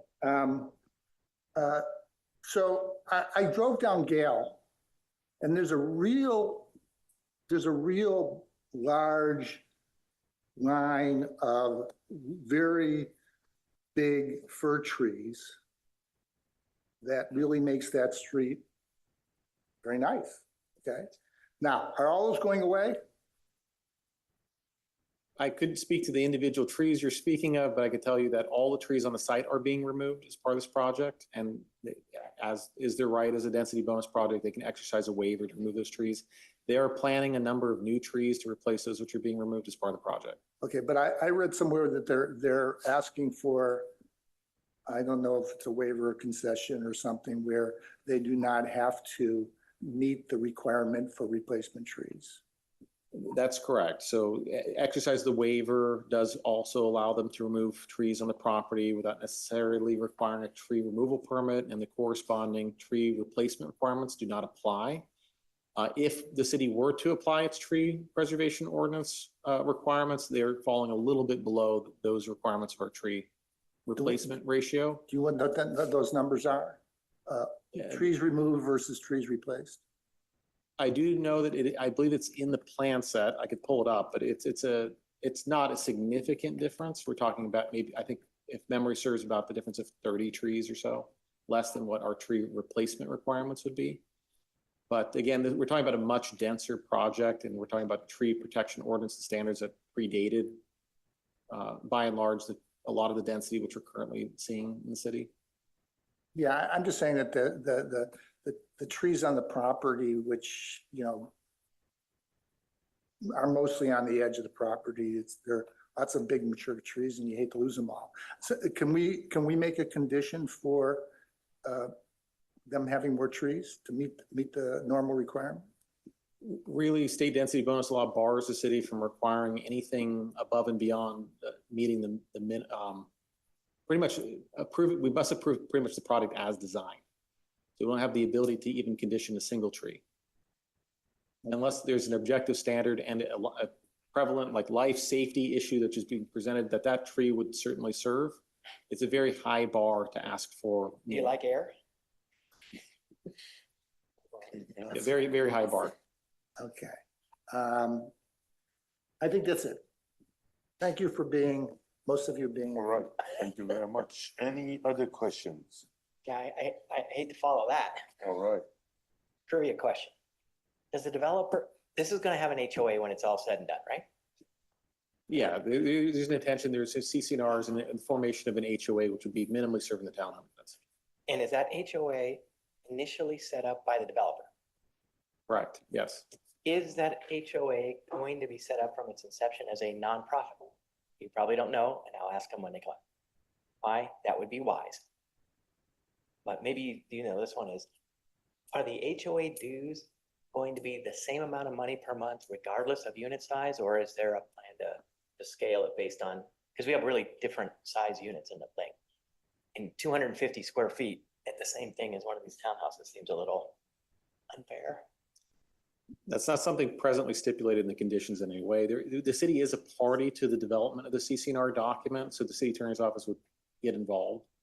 But as far as parsing out exactly what the dues would be, that's a lot more specific. The city would get involved. And I'm not trying to go that far, but almost all, I think everyone I have personally seen as a tax guy, they charge everybody the same. And I think we need to rethink that as public policy a little bit.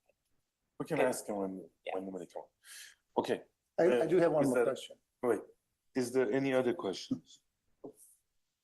Seeing none. Okay, fine, go ahead. Okay.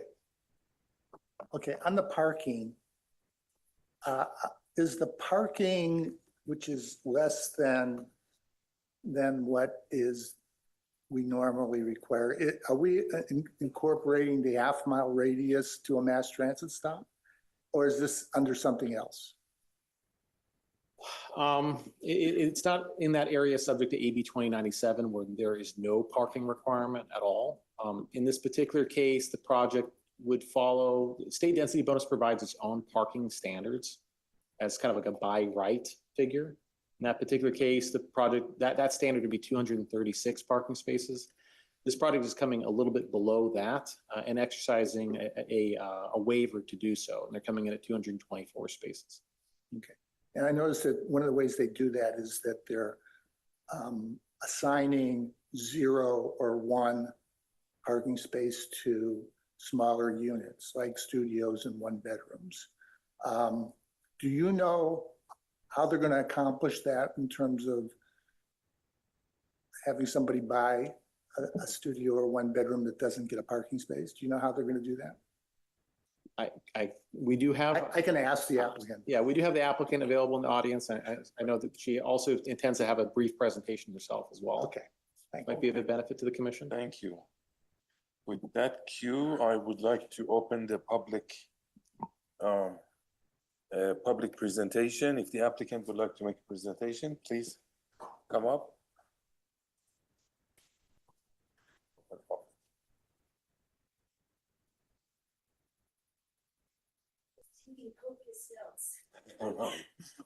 Sorry. Welcome.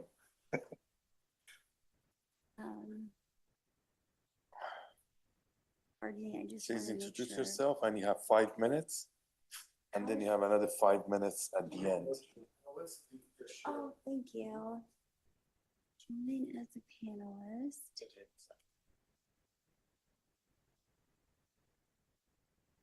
Your screen. Fire screen. Thank you for bearing with me.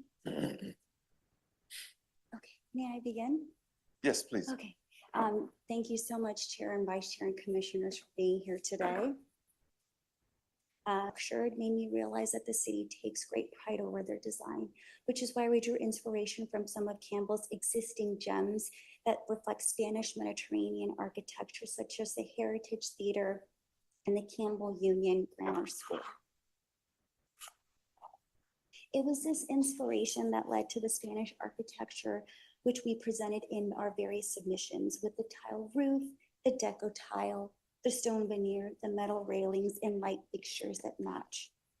Now, to quickly review the project, as Stephen mentioned, we're providing 173 units, townhome and podium style, on approximate 3.8 acre site that varies from studios to approximately 2,100 square foot units.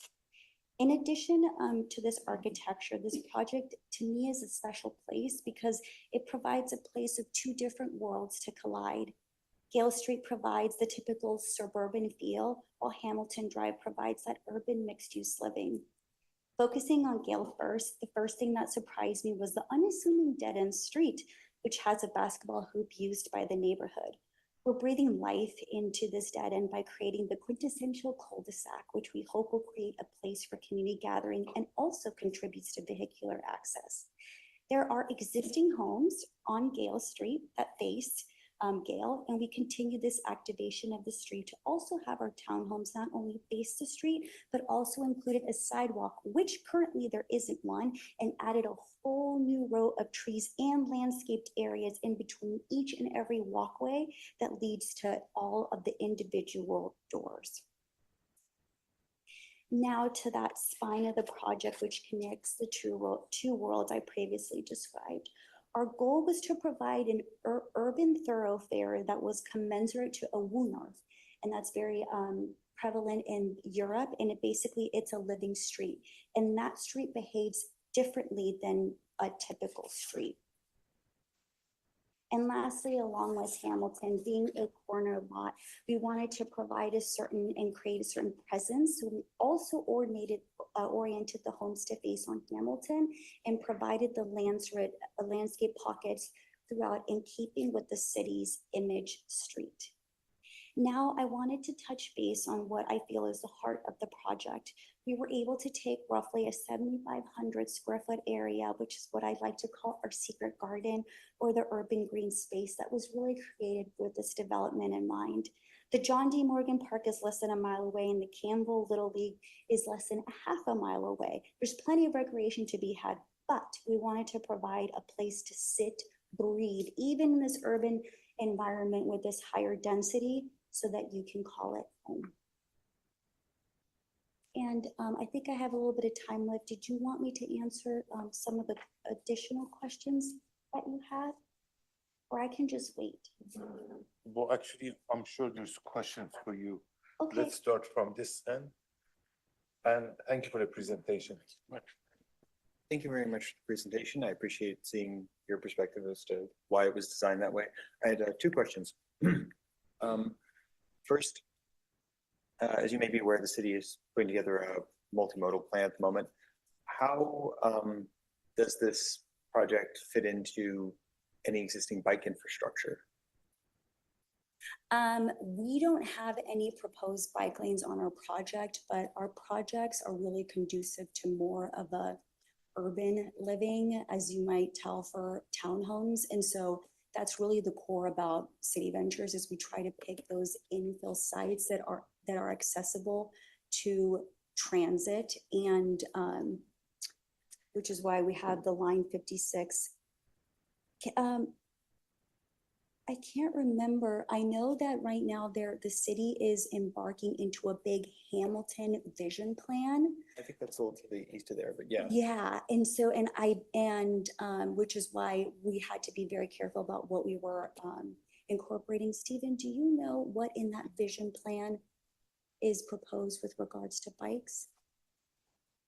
The city has a number of public works improvement projects in the area. The one that's being referred to is the Hamilton Avenue Public Improvement Plan. There's a resurfacing project. I do know that we are joined again. I'm going to introduce him in the audience. We have Roger in our Public Works Department. But by and large, there will be new green bike lanes being added to Hamilton, but ending, I believe, prior to this site. That might extend the full length of Hamilton. as part of the resurfacing project. The Hamilton Avenue Public Improvement Plan starts and ends at pretty much at Winchester and Bascom. It's a more limited run of the city. Can we have Mr. Storrs speaking in the microphone so we are a little bit more clear on the extents of the green bike lane? Yeah, I apologize, Roger Storrs of Public Works. I'm not, the city does have a resurfacing plan for Hamilton Avenue where we're basically resurfacing it from San Jose to San Jose, from the west side to the east side to the west side. So the whole street is getting repaved, cleaned up. I know that our capital group is working to incorporate as many bicycle elements as possible. They are introducing bike lanes in some areas, but I'm not exactly sure what the limits proposal is for the frontage of this property, this section of Hamilton. It's the first time hearing about this. It's very exciting. But I would just simply add, there is the city's multimodal plan, which is going to be looking at, and this is something the city's needed for a long time, to look at bike transit, multimodal connections more comprehensively. So as part of that plan, it will definitely pick up the area if it's not otherwise captured in the resurfacing project. Thank you. The other question I had was, I noticed that this is just at the lower end of density available for the project. Is that because that's where you want to develop it? Is it because it was difficult to meet that with the standards that we had in place? What was the reason for that particular density? Yeah, 45 dwelling units per acre for development is tough. So what we wanted to make sure, and what I personally took pride in, was I wanted to make sure that whatever product I provided to the city was something that would actually be built. When I was younger, I worked on a lot of tower buildings or more high-rise buildings. And it's been, I mean, you've heard what's happening right now with the economy. It's incredibly difficult to build. I mean, you can kind of see that in more of the city areas like Oakland and San Francisco.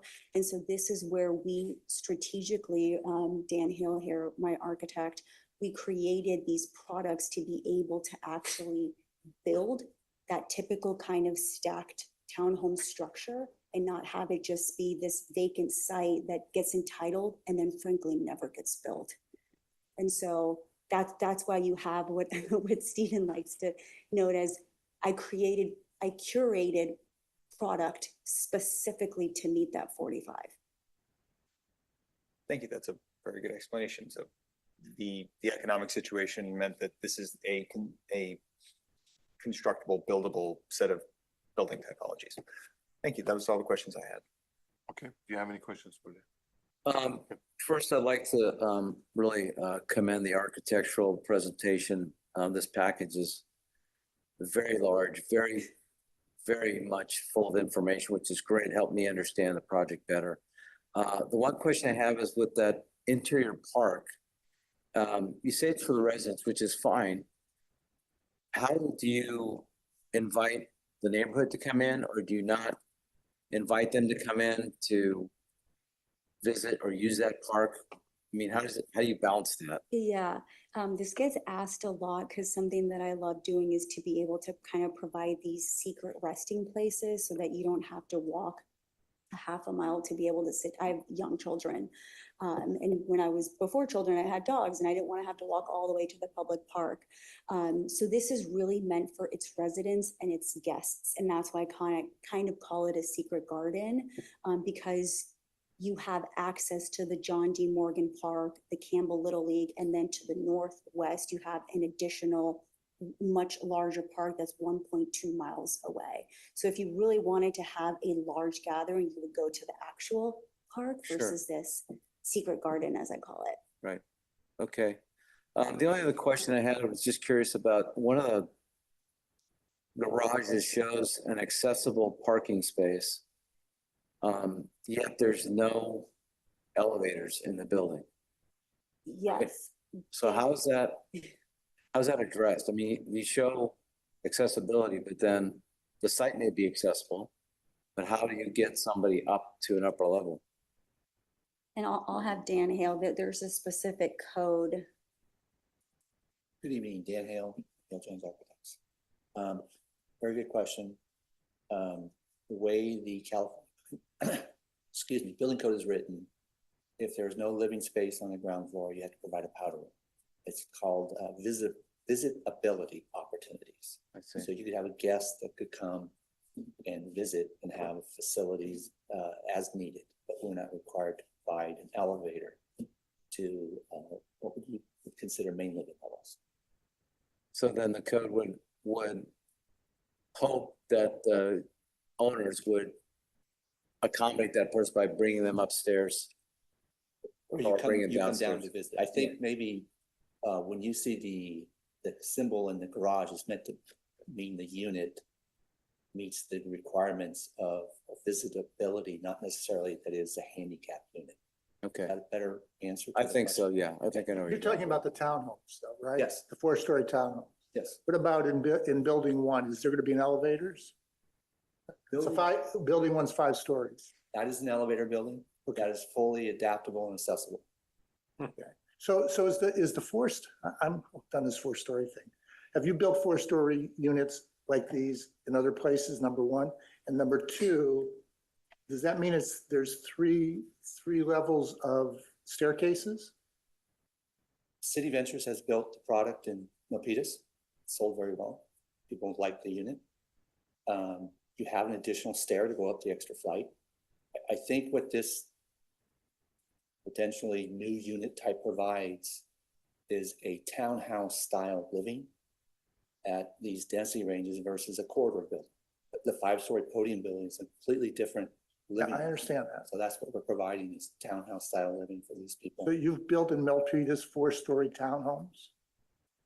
Yes, and we're not the only builder that's building it. You have Pulte, Brookfield, City Ventures, and many, many others that are building primarily in areas that it fits. So Silicon Valley is huge for this type of area. It's gone as far northeast as Dublin. And in Southern California also. I think Santana Row has them. 4-story? Yeah, because they got the parking underneath and then the 4-bedroom townhouses with 3 levels. And I've been in it. I mean, Is that, a lot of stairs. is that on the east side of Santana Row? Well, now you're gonna It's get. not in the main area, right? Well, they have a couple buildings that are dedicated residential buildings that have hundreds of units and it's there. It's a Olin and wherever the park is. I'm sorry, if I can bring the attention All right. back to our. So anyway, the other question I had was partnering with a, I assume a nonprofit affordable housing developer. Have you picked one? Is it somebody like Mid-Peninsula or Abode or somebody like that? Yeah, so we've been in discussions with our affordable housing developer from the beginning, because originally we were going into this project with them. Unfortunately, a lot of what's happening with LIHTC housing or low income housing tax credit financing is quite burdensome for affordable housing developers. And there were certain stipulations of timelines that the Campbell ordinance required of them. And so what we did was we increased our affordability in order to provide flexibility for a future partnership. And that was the best thing we could do, because the way LIHTC and I am not an expert in LIHTC financing, by the way, but the way it works is that there's bonuses that are given to financing based on what area you're in, that HCD by the state of California Housing Community Development Department designates what's called QCT or SDDA areas, small difficult areas. And if you're in those areas, you're able to then get a boost in the financing. Unfortunately, we are adjacent to that area, but not within that area. And so this is where we went above and beyond to create that additional affordability to provide that concession in the event that things change. HCD decides, hey, you can get the additional low-income housing tax credit financing here, affordable developer partnership, and that just opens up an entire avenue of a greater benefit of affordable housing So opportunity. you're in limbo on this right now. Are you optimistic? If I wasn't optimistic, I would not have provided 17 very low units to do it, because that hurt us financially. But it provides and unlocks an opportunity later. Thank you. Commissioner Majewski, any questions? Commissioner Only, any other questions? Yeah, have you thought about, I want to help find out here with bike lockers? Bike lot, we do have quite a number of bike parking. And it is shown on, But they're not secured boxes, basically, so bikes don't get stolen and vandalized. so there's bike parking in everyone's garages, which is your own. Oh, you mean just separate for guests? No, I'm thinking like the studios and stuff, because you don't have parking space, they're gonna need other things. And, if their means of getting around is a bike, it's probably pretty expensive, and they would prefer to be out of the elements, and Just gonna, I feel like I'm waving your flag a little. just here. gonna throw this out there. I think we require that everybody have 2 parking spaces.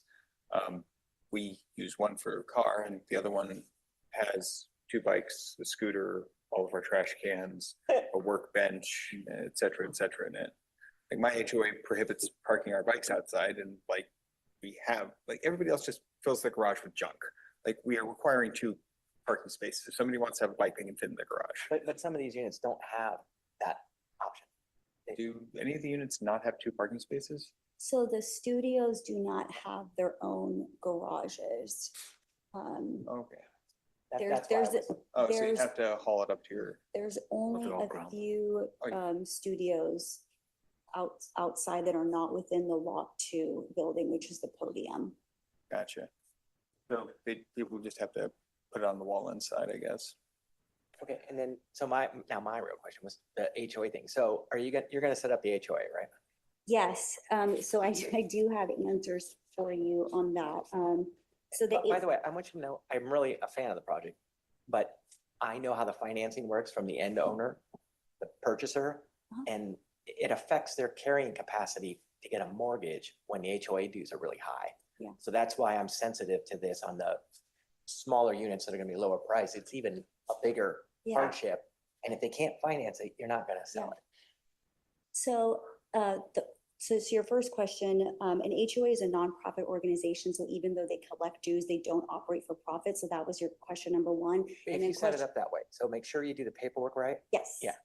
And then the second question is, by law, every unit, depending on its size, it has a variable. So a studio is paying far less than the 2,100 square foot townhome. Thank you for that. All right. Right, sure. Thank you for answering the questions. Do you have rough timelines for the phases? Rough timelines. The idea is, so there's, as Stephen mentioned, there are three major phases: construction 1A, 1B, and construction phase 2. So the only reason why we had the construction phase 2 was just to allow, there's a tower that's on top. It's just for them to finish their lease. And so the idea would be that after entitlements, I would go through the process of permitting the plan. And I believe it's in the back of the conditions, or at the end of the plans, Stephen inserted my write-up about how we would proceed with construction. And all of this was coordinated with the fire department, with Roger, and the team. But the idea would be that we would start grading everything on site. So the backbone infrastructure already feeds all the units, regardless if it's in a future phase, to make sure that you have that, right? That opportunity, that opening for when it's ready, we can go. Okay, I have 2 questions. One is follow up on the question that Commissioner Gibson asked is, well, as planning commissioners, you would know that we're interested in increasing the number of units to meet our RENA requirements for state. Can these units become subdividable, so that you would have your, equivalent of, let's say, a JADU within your 3-story townhouse? Is that a possibility? So number of units goes up. I can jump in on there. Am I planting a seed or? Multifamily housing products do have the ability to have JDUs in the city of Campbell. There could be limiting factors with an HOA that could limit the ability to have JDUs convert those existing spaces. But that's something that would be it's not currently being presented or proposed as part of this project. I mean, the laws might change in the future as well. So who knows what the future holds in terms of the future of this project, but as it stands. But maybe you could recommend to the city attorney to, when they write the CCNRs, to remain silent on the matter. So at least you don't make it harder. I would add the CCNR is a portion in which the city inserts itself in the CCNR documents is generally for the maintenance of stormwater treatment facilities, things which are in the city's interests to maintain and ensure that are being done with the project. I don't know if we could go so far as to suggest. Yeah, it might be overreaching. I think we could make the recommendation to the developer to consider it. There you go, here's your check. Well, increasing units is to the interest of the city. That's true. We could argue that. Yeah. And also remember the half units, where, there were half units possibility. So I'm just throwing the idea out, And then my second question is regarding, so the reason they're townhouses because they sell quick, right? If there were condos that sold as quickly, you would, be building condos. And so, what is it about condos that, as I'm getting older, I'd rather be on a flat condo, a little bigger than having to go up many stairs and also give up so much space for the stairs, too. So, what is it about condos that, they don't sell? Your noisy neighbor upstairs. You don't have that. So I would say that from at least our goal is to try to make the units as cost efficient to others as possible.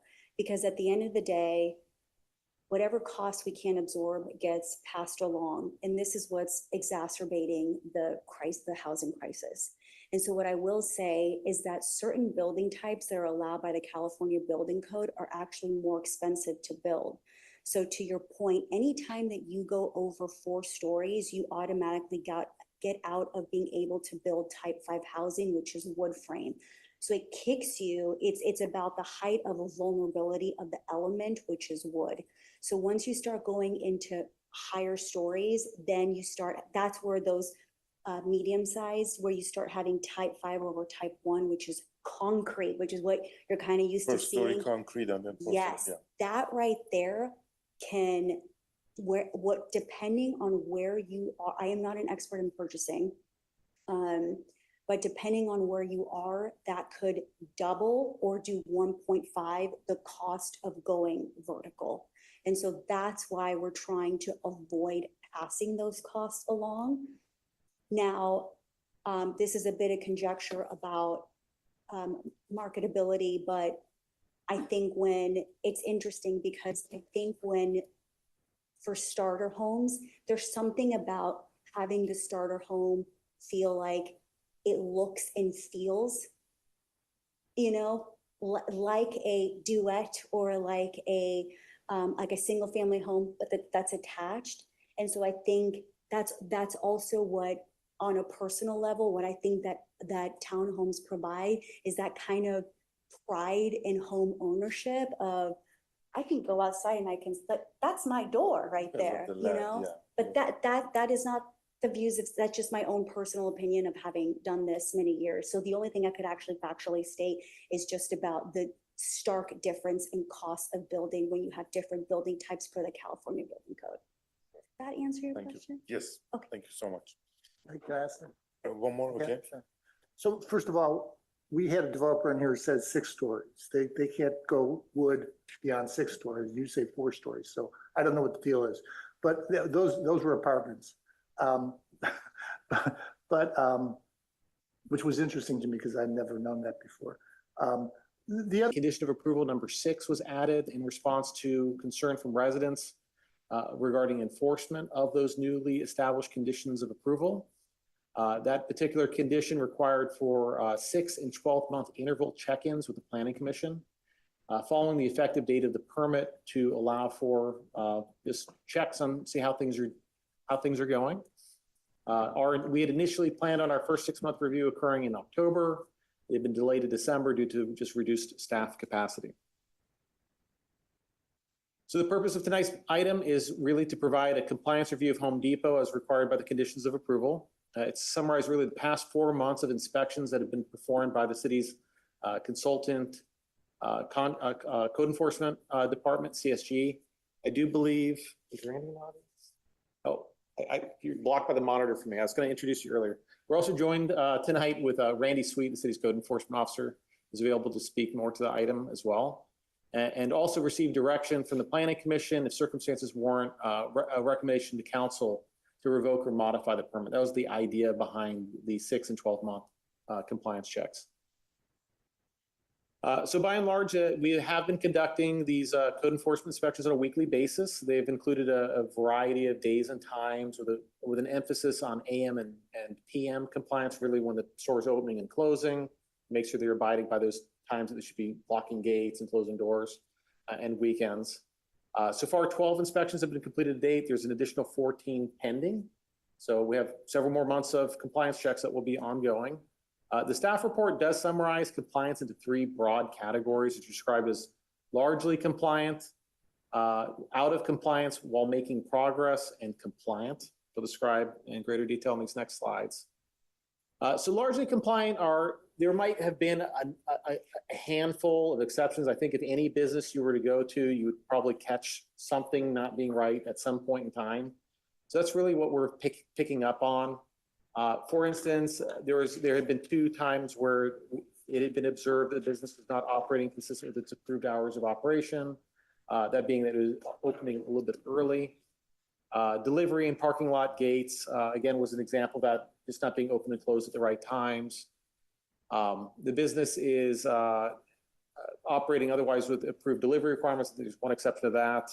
And the property is being well maintained is another thing that we were checking for our code enforcement consultant contract. It's like litter and debris, things of that nature on the property. Minor stuff, and by and large, although at any property at any point in time, if your customers we could drop something, Home Depot has been doing a good job picking up those items and cleaning them up by the time we do the next routine inspection. Now, the second category is where we're finding that the operation is a little bit less in compliance. It's out of compliance by and large, but they have made significant progress. This is to do with the outdoor storage of material. Home Depot had gone from a position where they had routinely and for years been storing large amounts of lumber and supplies along the perimeter of the building, along the rear, inside the property. Part of the conditions of approval, we're trying to clarify where that storage would occur, but it is a significant operational change. It's taking time for Home Depot to adapt, but we are observing progress in that area. And then there are additional conditions of approval that were included, which had to do with staff congregation, employee parking, AM when they arrive in the morning, and we have not observed any issues in that area. And so the report pretty much identifies those items as compliant. Now, I do want to speak to that one area where there are a little bit more out of compliance and just provide a little bit more of a summary of, again, although we are still observing challenges, just the amount of progress that's been made here. So the example here on the screen, Home Depot has merchandise display areas in front of the building. A number of those loading, unloading zones, which are mainly for customer vehicles picking up lumber, were also being used as display areas. And you're seeing here on the left, you're seeing significant, like you've got barbecues and you've got potted pots for plants. The existing conditions are not like that. There might be the occasional thing that's out of place, but it's nowhere near to the degree that it had been. Same goes for some of the storage on the side, along the side and the rear of the building. It gets a little bit technical about exactly where they can store items, but they have been making progress on those fronts as well. One area of greater concern is along the rear of the building. This is also a fire department access lane. So for purpose of getting a truck around the building, we are trying to make sure that we are keeping those areas clear.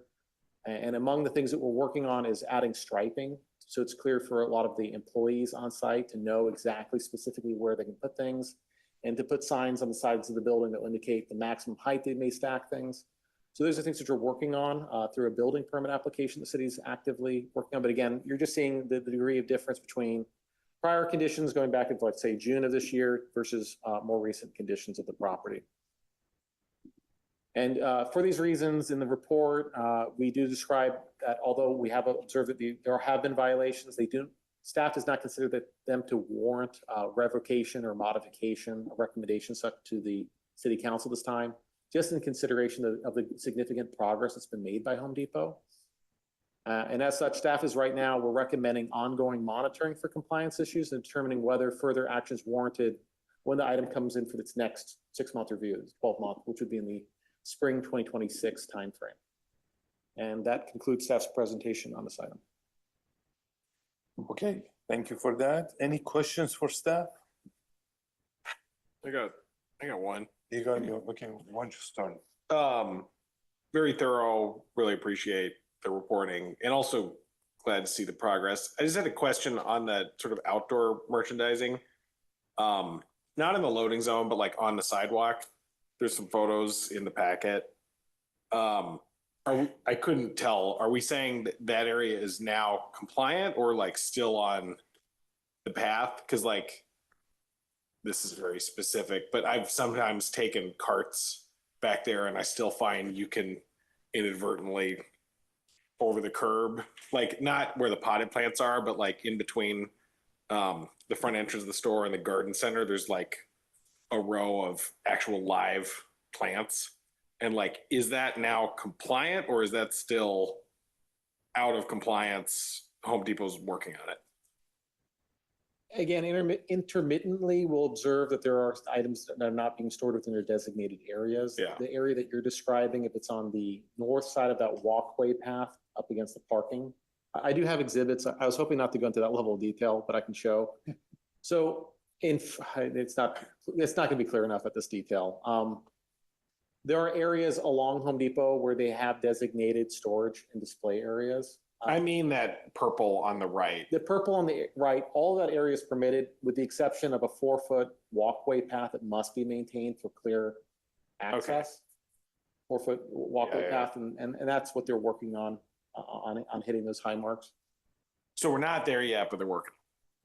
Because that's the only part I'm still noticing was not. I think it depends on the time of day and day of the week that you do visit. I do know that our code enforcement officer, Randy Sweet, had gone out to the site earlier today and observed that there to be no violations of storage areas. Thank you. Okay. I got one. Any other? Go ahead. You're gonna be so lucky. I've always got questions. So I saw one page, by the way, the pictures got the wrong street on. So whoever's doing the pictures, you got Harrison Avenue. So got to fix that. I have a sickness where I can see those things. So It's not the only one. yeah, right. So the one where there's a truck idling in the parking lot an hour and a half before it opens. How does that happen?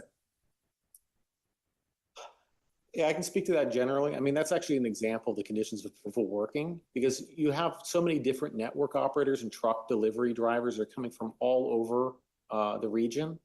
The idea is that we were trying to stop those trucks that do arrive an hour early from going up and behind the building, idling behind the building where they'd cause disruption to neighbors. Right. In that particular case, yes, the truck was observed. It was also observed that the gate was doing its job. The gate was locked. It hadn't been opened yet. And that's why the truck was observed where it was rather than in an area that would be. But there's not a gate at the Selmar.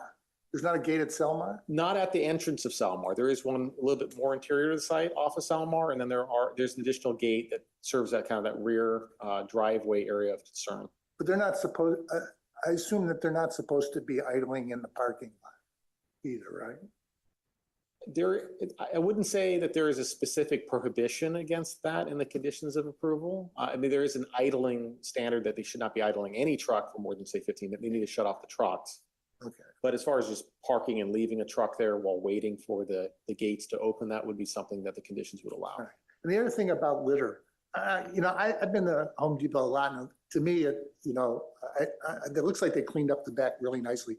But generally the parking lot, which is huge, looks pretty clean compared to a lot of other parking lots that you see. Do we know how often they clean their parking lot? Like out in the vast recesses of the parking lot and that little trail area on the west side?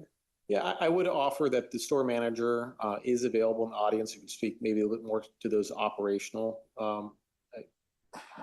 actions of the employees on site. I would say just from staff's observations, we're not seeing, typically trash is intermittent, it's ephemeral, right? It's coming and going as customers come and go to the site.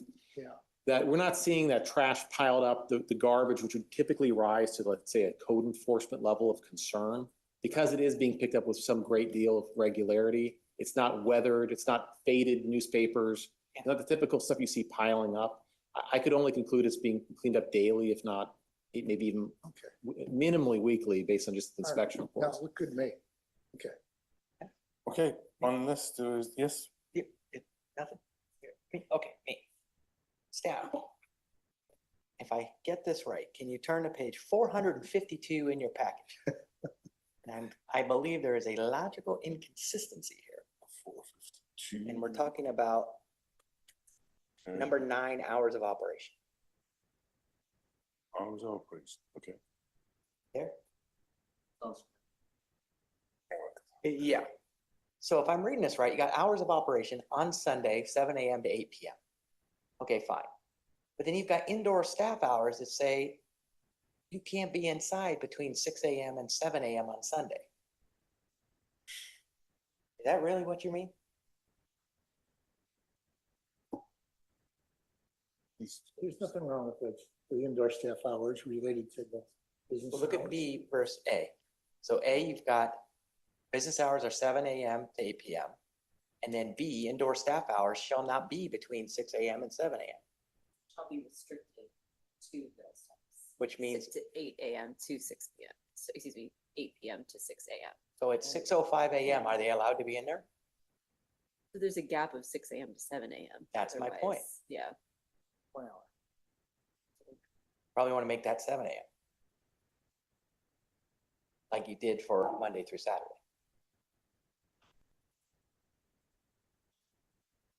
Oh, I see what you're saying.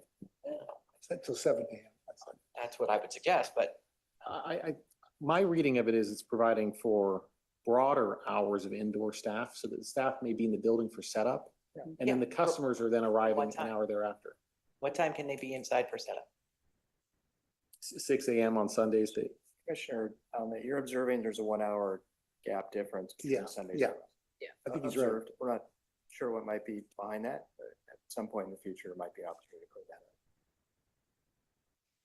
up. So I recommend you change it to 7 a.m. Sunday, I think is what you want to do. Okay, and so and then the other comment I have is unrelated to this all is I have a lot of experience with the Home Depot and going back decades. And they've been kind of non-compliant for a long time, like years and years. And as much as we want to say how much improvement there has been, it only shows me what they're capable of doing when they really want to. And I weigh that against the years of non-compliance on the very subjects that you're pointing out. And the one that's not listed in the staff report that I have experienced routinely is when those sidewalks are clear of merchandise, there's customers who park there on the sidewalks like it's a parking space. And I can't believe that didn't make it in any of the reports because it's 50-50 that that's going on anytime I go, which is several times a week as a measly licensed building contractor when we have all these civil engineers and architects around. So it makes me wonder about the depth and extent of the enforcement observations going on. So I suggest we bring that up when the applicant or the not the This applicant. leads to my question is it within our authority to suspend the use permit for a single day? Is that something we can do? It would not necessarily, in order to take action to suspend the use permit would require a revocation action. It wouldn't, I also wouldn't be clear exactly to what extent you'd be revoking or even suspending the permit, for what activities and for what purpose. Well, my purpose would be to gain permanent compliance, not best efforts or good deeds on a temporary basis. The second one would be is my belief there have been no sanctions whatsoever. There's just been a lot of paperwork, ink, and words. And lastly, I want to know what sanctions can be imposed short of the nuclear option of complete revocation. So two things. Planning Commission doesn't have the powers to modify or revoke the permit. That's with City Council. That's why I use suspend is the word. If you believe there's evidence in the record that they're in violation and you want to make a recommendation to City Council to modify or revoke the permit, you are within. You could pursue that path. City does have a multitude of code compliance tools. You always have code officer suite come up. We've used them in numerous cases. I know with Home Depot, I'll have to remember if we used them in the past. I know in terms of the compliance right now, we've talked about if there might be certain milestones in the future, we might use those going forward. But as Senior Planner Stephen Rose mentioned, at this point, staff's observation is generally they are in compliance. And if I may add just one other, we do have 14 additional inspections that are pending. So what I might suggest, if we wanted to direct the attention of our code enforcement contract team to focus on certain compliance issues, that's something that is well within the power of the Planning Commission to advise us as staff tonight to take a look at on an ongoing basis for that next 6-month review when this item does return for you in the spring 2026 timeframe. Okay. Okay. Can I ask a question about that, just so I'm clear on what your concern is? So you're saying in the front part of the store, there's a sidewalk area where people walk to get in and out of the store, and that you've seen cars parked over the curb? Yes, many times, but it also includes their vendors. Like this Saturday morning, the AmeriGas truck was parked literally on the sidewalk in the fire lane doing his changing of propane tanks. Okay. That Home Depot didn't have what I needed, so I went to the one on Camden. Coincidentally, the same dude finished his route, went over that one and did the same thing over there. So this is a vendor management part of that equation, as well as just contractors deciding they don't want to push their 1,000-pound cart, an extra 50 feet. So they park right next to the door. I get it, but it creates quite the hazard when you're trying to get, because that, it's. Yeah, I'm not questioning whether or not it's a good thing or not, Yeah. but I don't know if it's on a list of things that code compliance, so maybe it can be added to be looked at. That's all. Okay, thank you for those comments. I would say, if there's no other questions for staff, we're gonna, I guess we can hear from the, you have a question, go ahead. Stephen, is it possible to require physical barriers to, like this picture where this white truck is kind of straddling the parking area and a white, yellow striped loading, I don't know if that's for loading zone or no parking. But perhaps if you had a physical barrier like bollards every 4 feet or so, such that you can't park straddling the drive aisle and the concrete walk surface, maybe that would prevent trucks from doing that. Yeah, I'm not entirely clear as to the location of the concern, but I would. His purple's up. Remember when he talked about, Mr. Field said the purple block that you area. got? Okay, I can pull that particular exhibit back up on the screen. I think that's what I would offer, there is an intention of what we're working on Home Depot with is a building permit application where they'll be adding much clearer striping and notations on the ground indicating storage, no storage, display, no display. black and white, super clear, so that it's very, you do have, you have staff that come different hours, different days. That make it very clear what they are to be doing. It is much more different times that both can document and give feedback to Home Depot on what's working or not. So this is a brand new tool that the city's used. And to answer your question, Chair Camcart's funded by Home Depot. We contracted with code enforcement staff to do the proactive monitoring. So funded by them, but chosen by the city? Yes. Okay, thank you for that. If you could please address some of the issues that you heard, we would appreciate it. So we clean the parking lot every day, multiple times a day. We do our best to, like, I know they said something about the fruit vendors. We call the police as soon as we see them and they come and they make them leave. So they actually hardly ever come to our store anymore because they know that they're gonna get kicked out. We do call the police for day laborers, but there's some type of thing with loitering. So they typically come and they've told me personally, not to call again for day laborers, that we could only call for fruit vendors. So that's what we've been doing. This is police department telling you that? I see. Okay, can we ask staff, is that a legitimate reason for the police to say don't call? Are the day laborers on the sidewalk versus on your property? There was a question that wasn't I answered. understand. If you So please wait. there's certain constitutional protections for not removing the day laborers here from the premises. Those protections, my understanding is that those protections wouldn't apply to the fruit laborers. Excuse me, fruit vendors. Because they're selling something that's not their time. Correct. On private Oh, he's got some pretty fine hairs to be split. Okay. Did you have a question, Commissioner Zisser? Yeah, I was asking in terms of First Amendment rights, is if they're on the sidewalk and they're not on the private property, then I would think that the police have a problem with doing anything about that. But it can't be the Compared to sidewalk. being on the private property. It can't be on the sidewalk. There's basically no sidewalk there. It's all the. I'm private talking about, Hamilton. on Hamilton. Yeah, they're never there. It's always the sidewalk from there to the building on the right So side. that's on private property. All of it, 100%. Okay, so that's an issue of whether or not. It's shady. There's all the trees that. I shade. understand that, but my question was about being on private property, which in theory, the police should be able to do something about. But then that's not an issue for us here, okay? So that was my question. Okay. Well, it is our issue because if the applicant's saying that they've sought relief from the city who's denied it to them, now we're hitting them with, why aren't you compliant? That's a little left hand, right hand stuff. No, it's a federal law. It's a Supreme Court case. Like, no. Well, the And complaint, that's not one of the items that we're reviewing right now. that would So be okay. that's not. Yeah. So let's go back to Gloria, please, if you could please address the other issues, for example. The loading zone. So people are allowed to park in the yellow to load quickly and then leave. I know people abuse it. Contractors think that that's their personal spot. We do call, page their driver's license. They're gonna be towed. The lot attendants do tell them they're not allowed to park there and they get yelled at.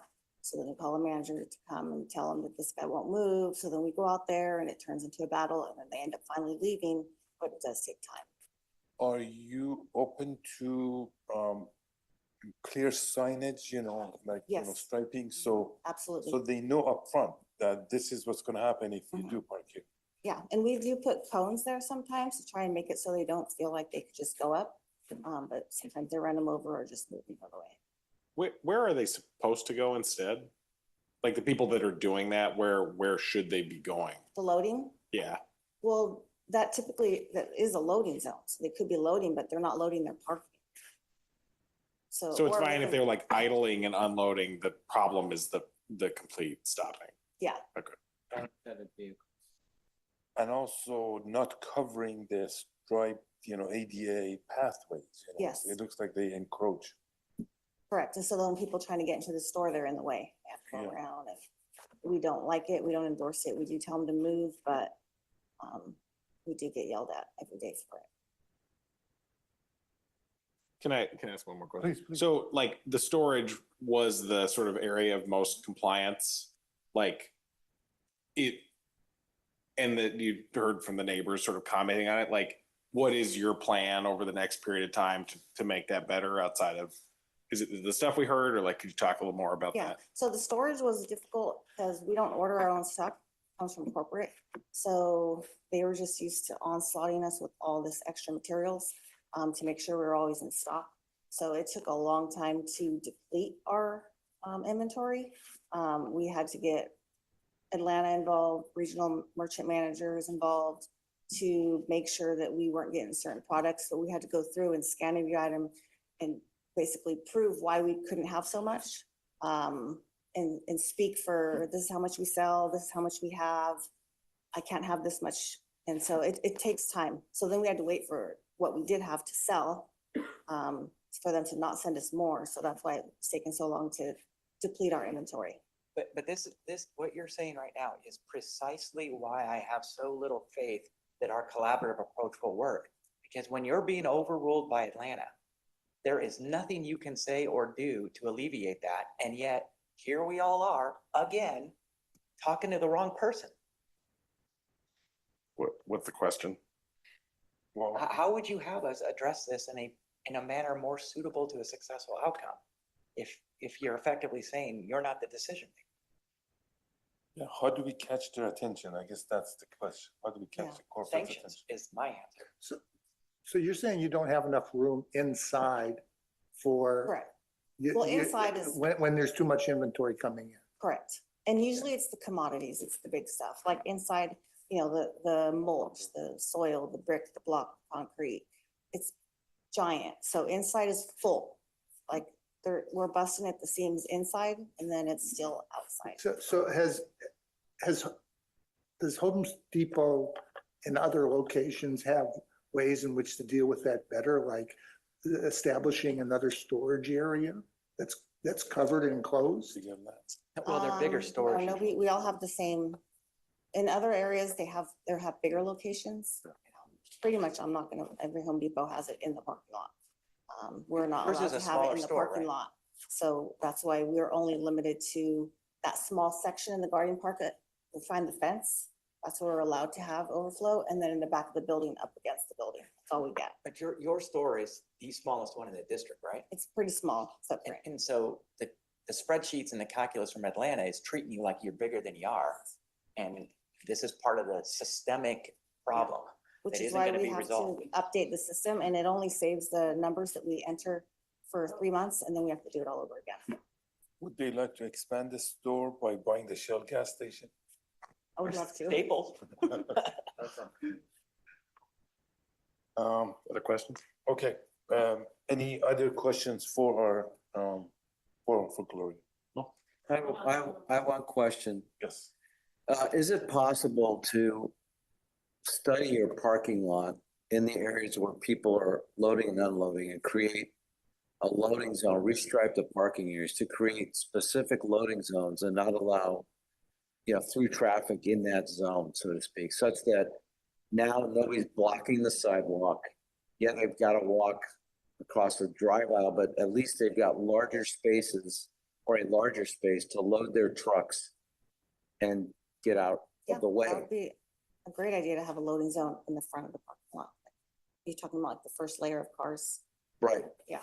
Or down one aisle, closest to where the lumber, right, Yeah. with a big roll-up door for the lumber, when the lumber comes out. Yep. Maybe across there, you restripe that and say, this is your loading zone.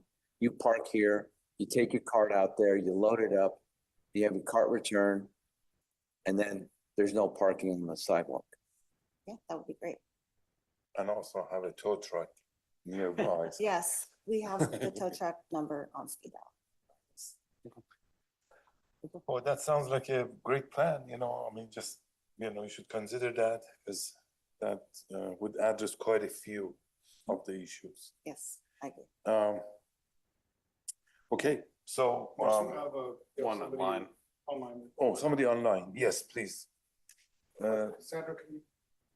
Sandra, Hi, Hi, this is Cassandra Permenter. So I am the consultant for Home Depot. So I am the site development coordinator and I work directly with Atlanta and the Home Depot legal team. And I was the person who processed this application and worked with Gloria on the entitlement and am currently working on the building permit. So I just wanted to bring some things to light because I think we are kind of missing a bit of the bigger picture here with the conditions of approval. So the reason this whole application started is because Home Depot had so many different applications and previous approvals that it was very convoluted and it was hard for Gloria and her team to figure out what was actually allowed at the store and what wasn't because there were so many previous applications. So this application that we submitted and eventually got through the approval process, this kind of made everything black and white for Home Depot, but when we got the approval, it was noted that it was going to take some time for us to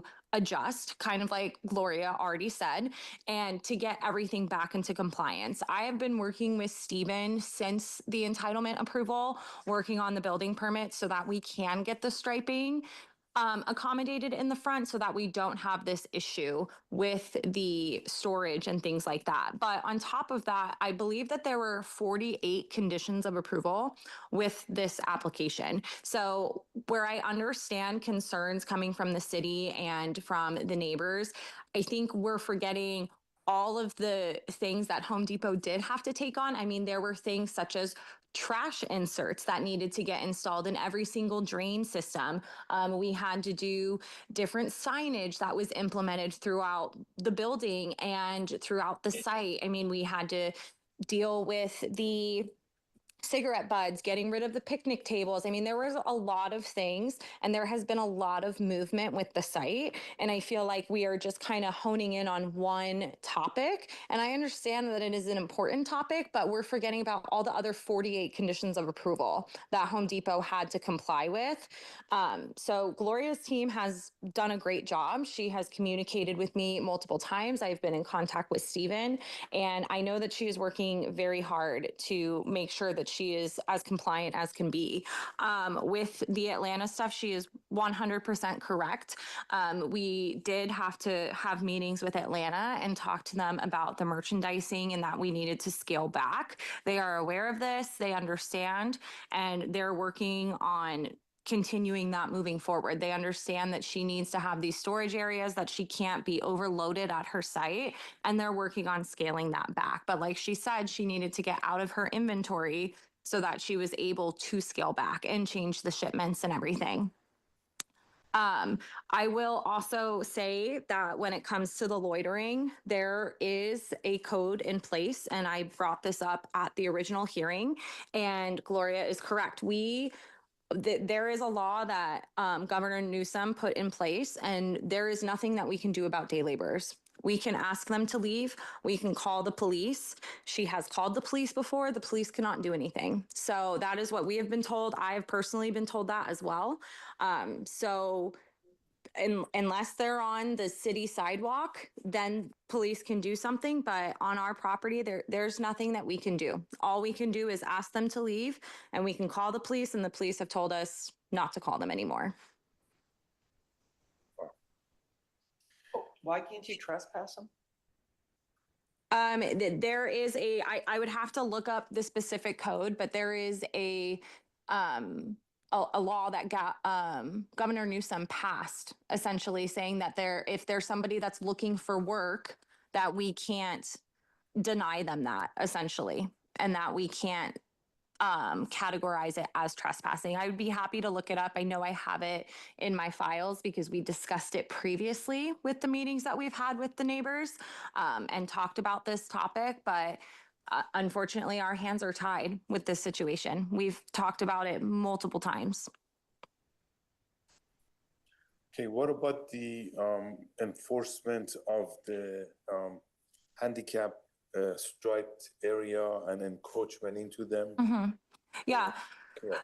That is what we are currently working on with Stephen with the building permit. We submitted the building permit as soon as we could after entitlement. We have been working on it this whole time. So I understand that, people think that Home Depot isn't compliant, but we're going through the process, you know, and there have been comments that have gone back and forth. I have had meetings with Stephen and Fire just to make sure that we completely understand what it is that they're requesting on these plans. But unfortunately, I can't make reviews go faster. Stephen can't make my team move faster updating the plans. But we are working with the city to get this building permit approved so that we can get the striping. I think we're very close. I spoke with Stephen today. He reviewed the plans and gave us a couple of comments to change so that we can get this approved. But, you know, we're close to the finish line so that we can implement it. But you know, we have been working on this. We didn't let it just sit stagnant. We knew that this meeting was coming up, but we also knew that we do want to be in compliance. We don't want this to keep coming up. Right. Okay, thank you for your testimony. So staff, is there, I mean, you heard Commissioner Aquilina's suggestion is great, you know. Now, you were talking about the aisle, like a side aisle to turn into loading zone, or we were talking about all It's the westernmost aisle Okay. of parking in that area. Where all the bunch of parking spaces are designated Pro parking, Yeah, but and really, it's right there. Excellent, okay. oh, okay. Got it, I see it now. But Well, that's maybe not it's a on the bad opposite thing, is side, it? you know, that middle section. For Oh, no. idling, yeah, that's one of their big. I see. So it's not a 6-foot high wall? Okay. Okay. Yeah, that's the area you probably at least want to have more people there. Yeah, you want to put it on the staple Okay, side, so but so that's you would away want from it the on the lumber. other side to try to, yeah. Sure. Okay, so I guess. No, because we were asking her questions, you know, if we asked you questions, you could have gone over to, but when we ask her questions, that's not included in 2 minutes. what if I don't agree with her statements? I'm sorry, that's our procedure, so, thank you. you guys just agree with her? No, we're not saying that. We're deliberating. You want to keep the public hearing open or closed? No, I would like to close it because we don't have any other.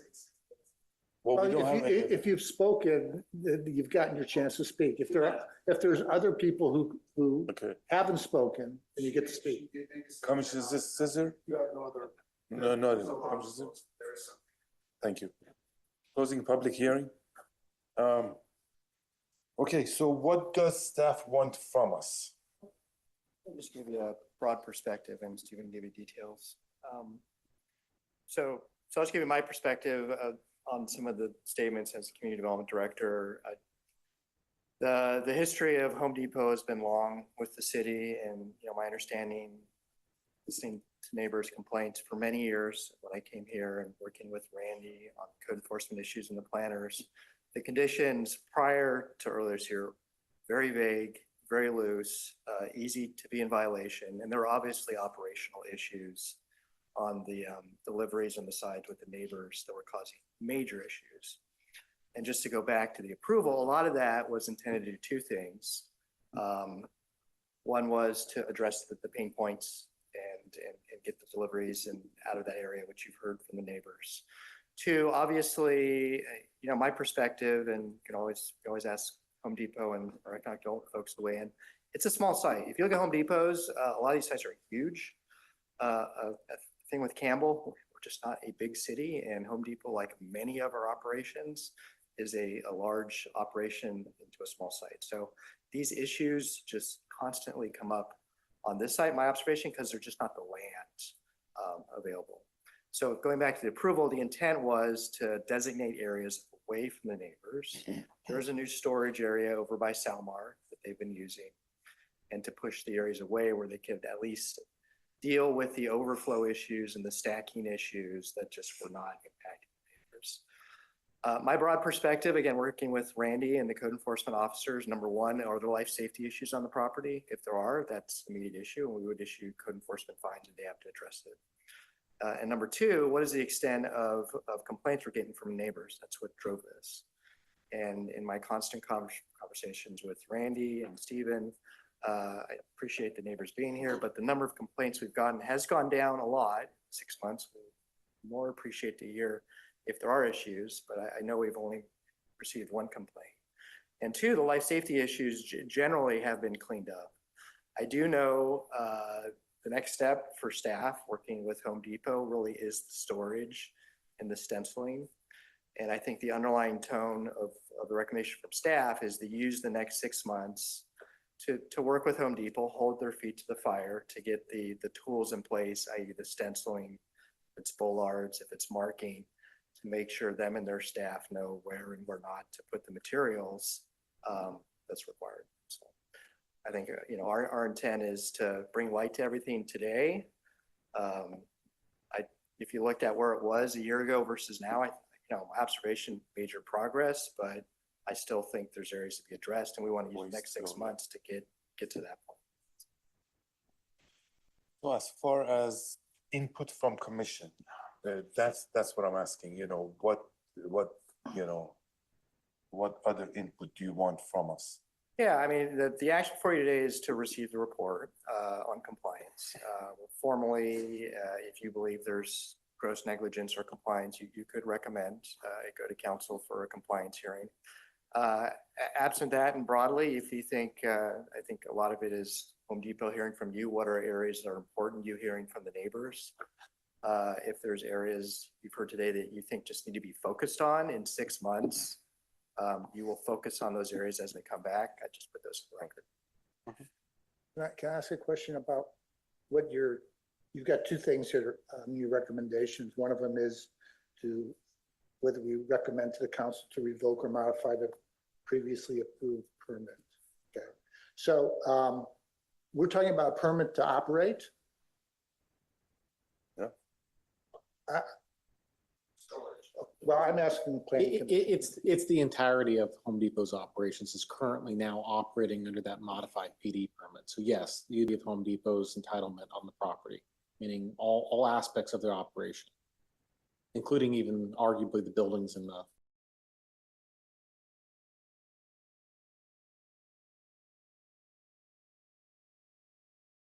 storage and display.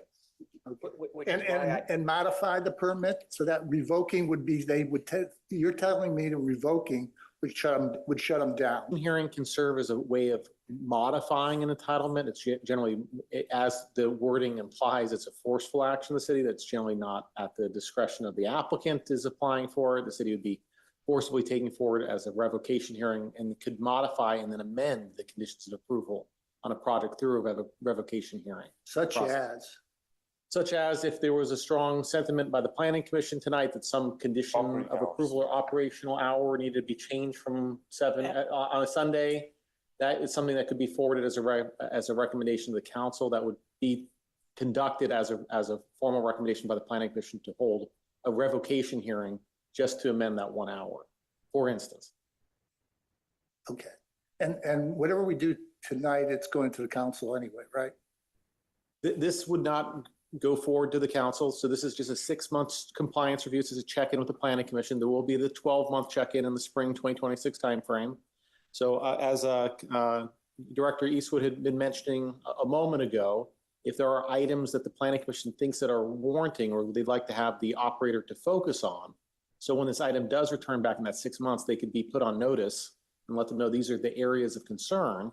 And what we're hearing from the residents and what we've observed on the site, these are our priorities. That can be made known much more clearly.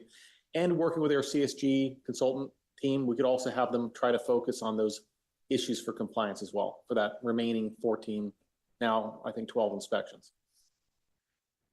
Okay, well, I mean, do we want to do like a straw poll as to? I have a question. Yes. Beyond wagging your finger, which is kind of what it seems like residents feel like we're doing, which is doing nothing, and going nuclear, what kind of tools and steps do we have in between on the spectrum to maybe push them along a little bit faster? There are tools within the city's municipal code, like that had been mentioned earlier. The city does have the ability to impose fines or citations. I don't know to what extent, I mean, if we're finding that there to be a condition of approval that's in violation, I candidly, it could be directed to our code enforcement officer to exercise. We've sent notices of intent to cite to Home Depot over a number of these issues. We could just issue a citation. That'd be a monetary fine of, I believe, $1,000, which would be issued to Home Depot, and you could fine them for any number of the violations that have been articulated tonight, or direct our staff to consider doing so. And then absent that, you really only have the option of forwarding a recommendation to council tonight. Could I ask the staff, I don't know if any of you, given your opinion, you want to give your opinion about whether or not we should continue on the route that we're taking over the next 6 months? Do you feel that there has been significant progress and that more progress will be made, or? Here, let me jump in. So to clarify, planning commission doesn't have the power to cite. Right. To say that. You can't sit here at the dais and put out $1,000 fines. I can as the community development director. And you know, if you want to put in the record that you believe there's evidence of violation, of course, we take that under consideration and use those tools. I just want to make clear, you can't sit here tonight and issue a $1,000 ticket. I think I put clear in the record where staff is. So I think there's work to be done. We don't think at this point it warrants revocation modification hearing. I do think talking to staff on the conditions that you likely will see in 6 months, a recommendation to modify some. There are some outstanding things that need to get cleaned up, and that's just talking to Stephen and Randy on clarifying where things are stored and making sure it's a bit more clear for staff. So I would not be surprised we're back in 6 months. There's some actions to actually maybe tighten the conditions, make them even a bit more clear. Again, from staff standpoint tonight, I think, again, there's been major progress, still some to be done. I don't think it warrants a revocation hearing. You're an independent body. You can make your own decision based on the evidence and testimony. You have the right to do so separately. Go ahead. Thanks for that. And so we can give recommendations to the council, and can we also give recommendations to the staff, or is that? Yeah, of course. Yeah, okay. So for me, for our straw polling ideas, I would vote to do a revocation hearing. I would say they've done great work, but it's too little, too late. And I would simultaneously issue a second recommendation to staff to start tomorrow morning with $1,000 fine and see if you can change our minds in 6 months. That's what I would do. Revocation hearing, like, for what? Nick, close but no cigar is not gonna get them where they need to be. That's not specific enough. Like, what? Oh, you say like, what exactly would I say? Oh. Yeah, what is like, what do I didn't want to eat up much time about that, but I would specifically go with what I perceive is the under disclosed and described health and safety issue of that parking lot. It is dangerous for all the reasons that are touched on with the various obligations that they have, but it's not really tied together. So that would be what I would focus on. Another one that's a health and safety fire. I mean, we had this Home Depot burned to the ground in 45 minutes in San Jose, what, a year and a half ago? The whole place is a powder keg. So the fact we got the outside storage cleaned up and I mean, it's great, but geez, I mean, you are playing with a real hazard to our community. But we need Home Depot. We need these places, but this is not the kind of business where you can't be compliant. That's the specific recommendation I would. Sorry, are you saying that there are health and safety issues that you worry that the Home Depot here is going to burn down? For sure, it's a fire hazard, especially when they're storing stuff against their property lines. I mean, they got rid of it now, but this went on for years. Well, to me, the fact that they have cleaned it up tells me that they have gotten at least part of our message. Yeah. Is it enough? No, they need to do more. They need to prove to us that they hear us. Now, I personally would not be supporting starting a revocation hearing because I think it's a little too harsh. But in 6 months, if we hear the same thing, then I will support that. In my feelings, I mean, I'm going to be the lone vote on this. I don't feel bad about it. It'll be okay. Actually, to be honest with you, you changed my mind that, maybe in 6 months I still wouldn't have, but now I Yeah. would, because I got to hear from the community members, I got to hear specific items, and I visit that Home Depot myself, so I see things, and I go, well, it's probably isolated incidents, but maybe not, today I drove through it and I saw that their neighbors, but anyway, okay, so, I have a different proposal. go ahead. What I heard today was storage, not only in the report was the number one thing. I mean, that's the one I heard the most clearly from you all as being problematic. So my recommendation would be, I would like Mary Ann's suggestion, like especially on code enforcement, I would love to know, is somebody going to show up for the duration of time to like make sure, they look at that lot and see if we do the striping and then you stare at it for 4 hours, like we're good, like in the space in front. So like if we're going to do the weekly visits through the duration that we would be detecting those, like that's something I would like. I would also recommend that storage, if we keep seeing these, we do the fine. I don't know if that's a weekly thing. I don't know exactly what that looks like, but I would recommend, it's a relatively small amount of money, but I would hope that precedent maybe helps send a message to Home Depot too, or Home Depot corporate. That's not going to bankrupt the store, but that could be a message to them that like, this is non-trivial. So I would recommend specifically on storage over the next 6 months, if we continue to see violations, the code enforcement does issue citations for fines. But I would not at this point do a revocation hearing, but I would step that up specifically as the issue that seems to be the most problematic and not just wait 6 months to get a report again. So that's how I would make a recommendation. But other ideas and welcome. Anybody agrees with what Vice Chair? Well, I mean, I think I agree with a lot of what's been said. I think the things I'm taking away from this meeting tonight is that the first thing we need to do is eliminate any neighborhood impact from Home Depot on the neighborhood. That's first and foremost, whether that includes the loading zone, idling trucks, storage. I think that's the big primary concern that I'm hearing tonight. And, like people say, you can say anything you want. It's what's the deed after it? What's the action? And I think that, to use Corey's phrase, the nuclear option won't work for anybody, but I think that we need to make physical changes to that parking area such that people can get in and out of the store.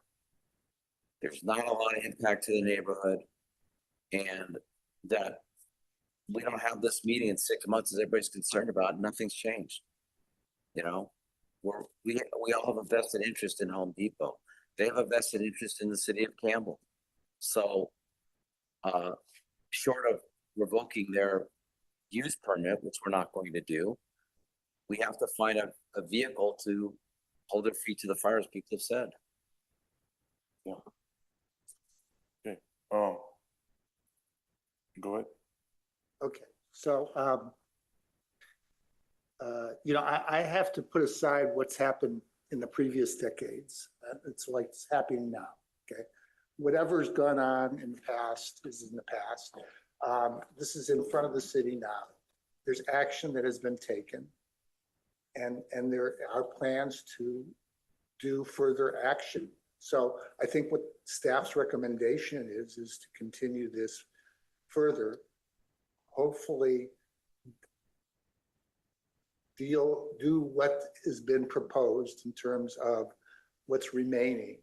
My personal take on Home Depot, and I don't live around the corner, so I understand people who live nearby. It's a problem. It's not the world's best location for a Home Depot, okay? This is not where a Home Depot should be. But sometime 30 years ago, the city decided we needed some big boxes. And guess what? They're all within about a 1 block area, okay?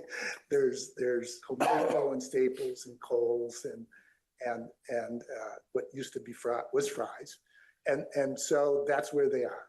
And most Home Depots or Lowe's are in big commercial shopping centers where there isn't a neighborhood that you can see it's in the distance, it's surrounded by open space. So it by nature has a problem with being there. Okay, so the best we can do is not ignore the problems and try to do what we're doing. It seems to me that the city is taking action. Stephen is in contact not only with the local manager, but with the regional person. There are plans in place to rectify a number of things. A number of things have been rectified. There was a lot of green boxes that were checked off.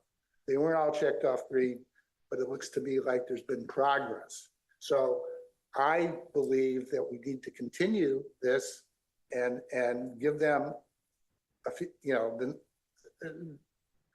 do it and come back in 6 months. $1,000 fine, or whatever it is. It's, Home Depot is whatever, a $50 billion company. They're not, $1,000 fine isn't going to mean anything to them. It's not going to move, in my opinion, it's not going to make a difference. Can I ask you a question? I'm sorry to cut you. Can I ask you a question? In 6 months, I'd like to do a straw poll. Are you willing to vote for the revocation here? I'm not willing to vote for the revocation of Home In 6 Depot months. closing down. No. Ever. No. It is, no, okay. Revocation hearing isn't closing down. It means changing of the terms. Like, for example, lowering the hours. I would consider adjustment, a modification to the permit. So that's That would make some sense to fix certain things. Modification of the hours doesn't change the delivery guy on the sidewalk. No, it will, because it catches their attention and they will enforce the rules better, If there's some sensible modifications that make sense, that we believe would make a difference in how Home Depot deals with this, yeah, I'd be open to that. Okay. But, we have to understand that, that by nature, that big of an operation it has its problems that some little storefront in downtown Campbell doesn't have, okay? And then it's a difficult process to make things better. Right, and we're trying to address that because they're so big. Commissioner Majewski, if you were to, in 6 months, were to be faced with the same situation, you would vote for revocation here? Well, I'd like to add my thoughts because everyone else had a chance, but my main concern that I've heard tonight is there is still some storage periodically in the fire lane. And, I don't think maybe they will burn, I don't know what's gonna happen, but I think that should be kind of a zero tolerance because that is a fire hazard, it's an issue. That's a safety issue. I don't see like having an extra foot of plants in the sidewalk. I don't hear about people being hit by a car in front of the Home Depot every day. So yes, it's an issue. Technically, they're breaking the letter of the law. Let's be neighborly. I get they've had left a bad taste in you guys' mouth and they've really caused issues. I think they've cleaned up their act a lot. That's my one thing is the fire lane has to be clear. And if the fire lane in 6 months to come back and haven't been cleared, then would you vote for? I think we should, I don't think we need to shut down Home Depot forever, for all time. I think we should do something to address. Yes. And I've said my piece. we know your position. Commissioner Bookbinder? I was initially inclined to agree with staff mostly. It's hard to determine whether people are upset at egregious actions by Home Depot or that they are in proximity to a Home Depot is going to have some impact on them. But at the same time, obstructing a fire lane is we have building health and safety standards for that reason. I don't think that's sort of a discretionary thing. But again, I appreciate staff saying we're not all the way through the review process. At the same time, if this Home Depot does genuinely seem to be having a hard time complying with at least some aspects of this, I think it's important to distinguish between this is cosmetic or inconvenient versus this is a safety issue. I don't have the context to make that kind of determination here, but I think that's what staff is doing. And I think I believe that if it was an ongoing safety hazard, this would not be presented to us as come back after the next 14 inspections, then we'll see. So I'm not inclined to do anything now, but I think there's two issues here, like, are they an immediate hazard, and are they not complying with their use policies? So my question was, if it was health and safety, it was something important. You get the report in 6 months. Are you willing to vote for the so-called revocation? If it was. Or at least a modification or a fine or some kind of enforcement action. Right, that's what I'm referring to Yes. when I say revocation here. Yeah. Commissioner Aquilino? I'm bound to protect the health, safety and welfare of the citizens. So, yeah. You know, and I think the vice chair, I think you actually started that conversation is some things are important, like health and safety, and where I'm going with this is that I think our recommendation to city would be, let's give it 6 months, like you guys said, but in 6 months, revocation hearing should be an absolute option, you know, just so they know that, like I guess I would say like a problem child, you know, you can't Can we be send them clear back. that revocation is a word that has a meaning? They Okay, explain it's- what They it said means. it doesn't They necessarily explain what mean. Well, it says revocation or modification. No. Modification is one thing.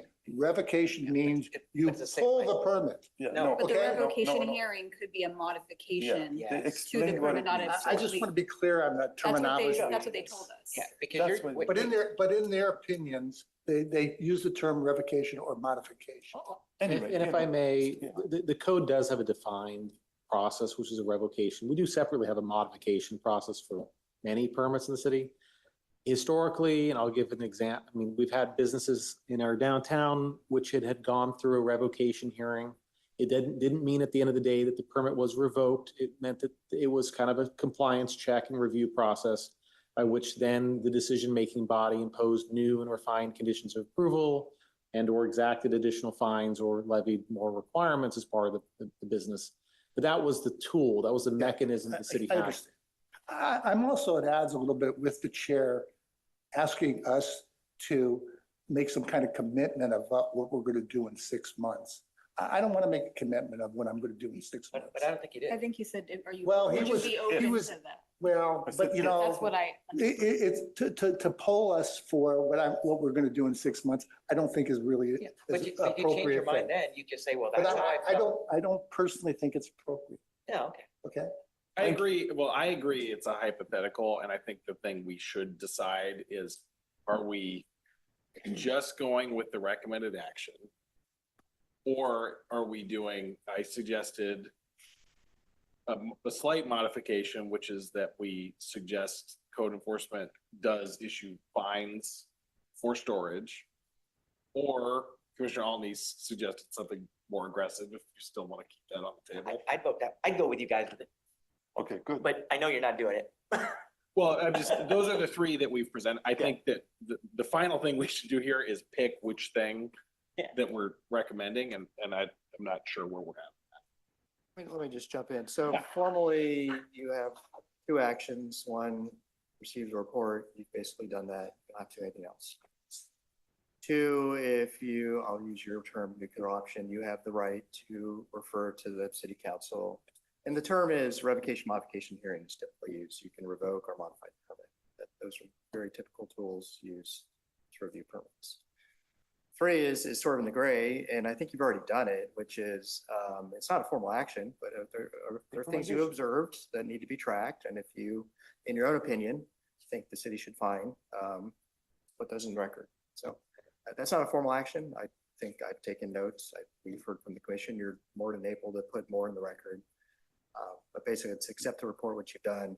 The only action before you is if you wanted to refer something to council at this point.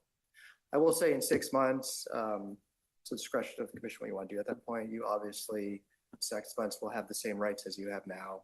Both receive a report, and at a time, if you want to refer to the council for revocation modification hearing, you can do so at that time. Are we voting on anything? Doesn't sound like it. No. Okay. Yeah, the only vote you would take, it's on your own volition if you want to refer this to council as we discussed. Other than that, you're just accepting the report. Okay, so I'm open to a motion and then we get to vote on that motion. Do we want to refer this to city council? Not at this point. But for a second, then we could do a recommendation to staff. Yeah. We can definitely recommend to staff, for example, like the fine and the, and what was the second one you said? You said the fine and then there was a. It's that storage is the issue and we recommend citations with fines on future incidents if they see issues. Yeah, but I don't think it's just storage. I think it's the loading. It's also the loading, but the storage is the health and safety. The Right. other one is more of a inconvenience. Well, loading is too, because they park in a fire lane and then you Right. can't, Yeah. escape. Yeah. All right. We're done. I think so. Okay. Thank you for that. I'm gonna move on to the next item. Thank you. Thank you. 5 minutes break, sure. Do you need 5 minutes break? Sure. Yeah. Let's do a quick 5 minutes. Yeah, I'm old.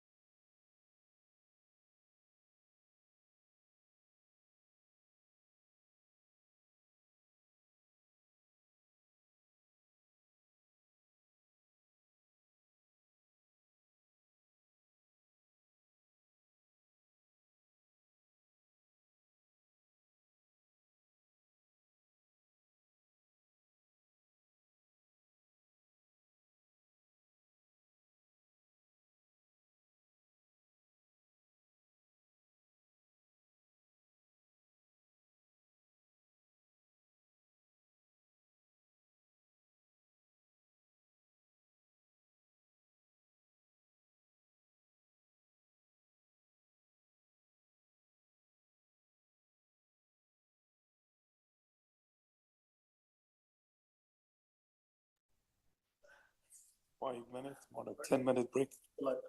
Okay, thank you. Okay, now we are getting into the new business portion of our agenda. The first item is the 2026 meeting schedule. Would you like to show us the schedule and we take a vote? I don't have it. It's self-evident. It's in the packet. Where if we need, we can bring it up on the screen. I'm sorry? There's an error. If there's an error, then please read it out and let's see if we can correct it. July 7th? They have July 7th, which is first Tuesday. Okay. It should be July 14th and July 20th. Amend that. All right. Any other observations or recommendations on amendments? Okay, anybody else? Nope. No? Oh, we're good. Okay, so let's do a voice vote. All those in favor of the schedule with the correction that was pointed out, say aye. Aye. All those against, say no. Okay, ayes have it. So that's item 5. Item 6 is the election of the 2026 chair and vice chair. So I suggest we nominate the chair and then go through that vote and then Or can we do both? Can we do both at the same time? Same time. I have something to interject, if I may. Okay, go ahead, please. I notified Rob Eastwood earlier today that I'll be stepping down. As soon as a replacement is found for my position, I'll keep attending meetings to avoid creating issues with the quorum as much as I'm able to, going forward. Okay, well, thank you. Yeah. Yeah, we are really sad to see you. Okay, so with that, that's why I suggest that we go through the chair first and then through vice chair. Is everybody okay with that? Okay, so is there a nomination for chair for 2026? I Go ahead. nominate Davis Fields. Wonderful. So we have a nomination. Do you accept the nomination? I do. Thank you very much. Wonderful. Let's. I second it. Is there any other nominations? Seeing none, and we have a second. A voice vote. All those for Commissioner Davis Fields to be the next chair. Aye. Aye. All those against? None. So congratulations. Thank you. Thank you, sir. Thank you. Now let's do the vice chair. Do I hear nomination for vice chair? And this vice chair, by the way, would be the first seat on the SARC. Who's the current committee. second seat on SARC? So my suggestion was maybe vice chair, maybe Commissioner Gary Acolina, because he's an architect and he's been to many SARCs before, so he can hit the ground running. And second chair, I was gonna suggest Commissioner Alney, being the only 2 members who haven't been on SARC. Okay, we gotta do the vice chair of the commission first. Okay, so vice chair, so one nomination is for Commissioner Acolina. Is there another nomination? Well, I just want to ask if we stick to tenure or not, or is it just open? And I'll Tori to weigh in. Ordinance and bylaws, they only speak to nominating. I'd just say, so beyond that, there's just been your practice. And your practice has been to allow new commissioners to go through. It's usually the second SARC seat to the vice chair, to the chair. And if all commissioners are on through, you go back and rotate again. So that has been your practice. There's no hard-coded rules. The other possibility is if, let's say, Commissioner only, if he's recommended for second seat and he says he's not ready right now, then I think then that tenure thing can come in. But I think maybe commissioners who haven't had opportunities should have the first right of refusal. I was just asking if there's a requirement or not.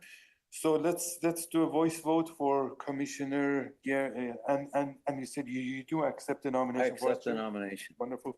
So all those in favor of I'll second the nomination. Second nomination. Thank you. All those in favor of Commissioner Gary Acolina as the vice chair, Aye. All those against? None, so congratulations. Thank you.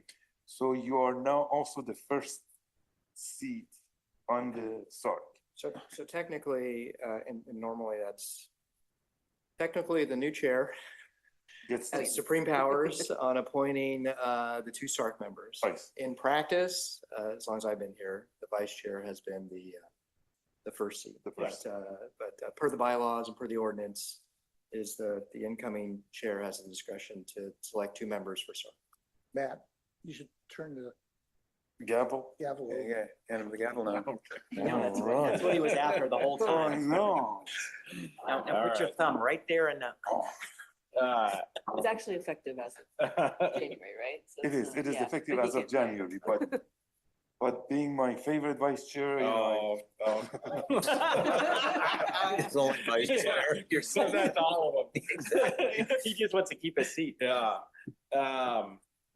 Well, I did go back and check, and that is how it seems like we've done it, is give new folks an opportunity. So with that in mind, for the two SARC members, I would offer to my vice chair, Aquilina, and if you're up for it, I offer you the second chair. Yeah, but again, if you don't want to do, don't feel like you're obligated because he went first on that. If you'd rather it be someone else, I don't mind it.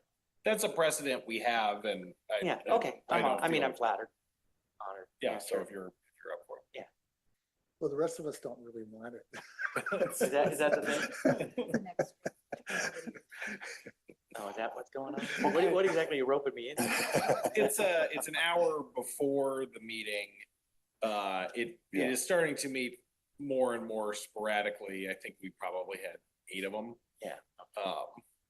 So the SARC meeting before this meeting was canceled. Yeah. You know, and it's usually on the same night, just an hour. Right, I got it. Okay, thanks. So all those in favor of Commissioners Aquilina and Alney for SARC? Aye. Aye. Yeah, do I vote too? It seems self-serving. Oh, yeah. Anyone opposed? Okay. Well, I think we have it. I'll take Yeah, this back. All right. Okay. Take us all. So, yeah, take us home, exactly, thank you. Appointment of SARC members, which we just went through, that was number 7. Number 8, Planning Commissioner Subcommittee reports. So we have had a non functioning, or like, I guess on hold, subcommittee on land use. And in my conversation with Commissioner, with the director, there might be like a time limit constraint on how long the subcommittee can stay. So I guess the decision would be to terminate that subcommittee, you know, as of today. And then next year, see if we want to start that subcommittee, you know, with a little bit more sharper focus, you know, than the big focus that we had before. Then you could ensure it's an ad hoc, if it's appropriate, that's an ad hoc subcommittee versus standing subcommittee. Excellent. Okay, so I think this one was ad hoc, if I'm not mistaken, That's but my understanding. I don't remember. So is that okay? Does, you know, so do we need a vote to disband the subcommittee, or? No. Not an ad hoc. No, I'm sorry. Okay. It was your subcommittee. It was my, well, it was me and another commissioner who's no longer with us, so that's why. Still alive, but. Right. No longer with us in this room. I can tell you he's gonna be trouble. here. Last chance. Yes. Recall the vote. Okay, finally, item number 9, report of the Community Development Director. Well, it's 10:47 tonight. I'll just say, last week at, just a quick item, last week at council, council adopted a new interim ordinance extending provisions we have for SB 450. That's a bill that kind of modified SB 9 and ADUs. And the theme is, Campbell's actually gotten ahead on a lot of state laws and put in interim ordinances. We're still working with limited staff to try and bring you an omnibus miscellaneous ordinance. We're threatening and hopeful to bring that to you next year. It's a cleanup of all these new state laws, but in the interim, we just continue to use these in our ordinances. At least have something in place that we can plan.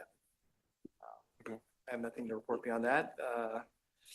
Absent you meeting the week of Christmas, this will be your last hearing, so. So on the agenda, it says adjourn to the meeting of December 23rd at 7 p.m. Has that meeting been canceled? That meeting never was. I don't think it was a part of the. So there is no meeting. So this is the last one. Yeah, Okay. yes. Rob, quick question. If we know somebody who would like to apply to replace Commissioner Majeski, Absolutely. Reach out to our city clerk. If you have problems getting that information, you can have them contact me and I can relay that information. email the city clerk. I have a couple of things I'd like to, before you adjourn. So you had offered, this is a reminder. You probably don't need to be reminded, but you had offered, we had talked about park fees. And it's not under our purview, but you offered to have a presentation to us to tell us, to inform us and educate us on park fees. And I'd also like to suggest, I personally would be interested in learning more about the affordable housing way in which we, with the third party, do things. I forget who the new third party is. But that would be, I would find that interesting since I don't really understand how we manage that program of affordable housing in the city. And I don't know if other commissioners would be interested in that too. Because, we deal with affordable housing, but we don't know how it actually gets processed. If I can help to articulate, let me know if I have it wrong. Absolutely on our work plan is to come to you probably in the February timeframe with explanation of how park fees work. So you're informed and basics on that.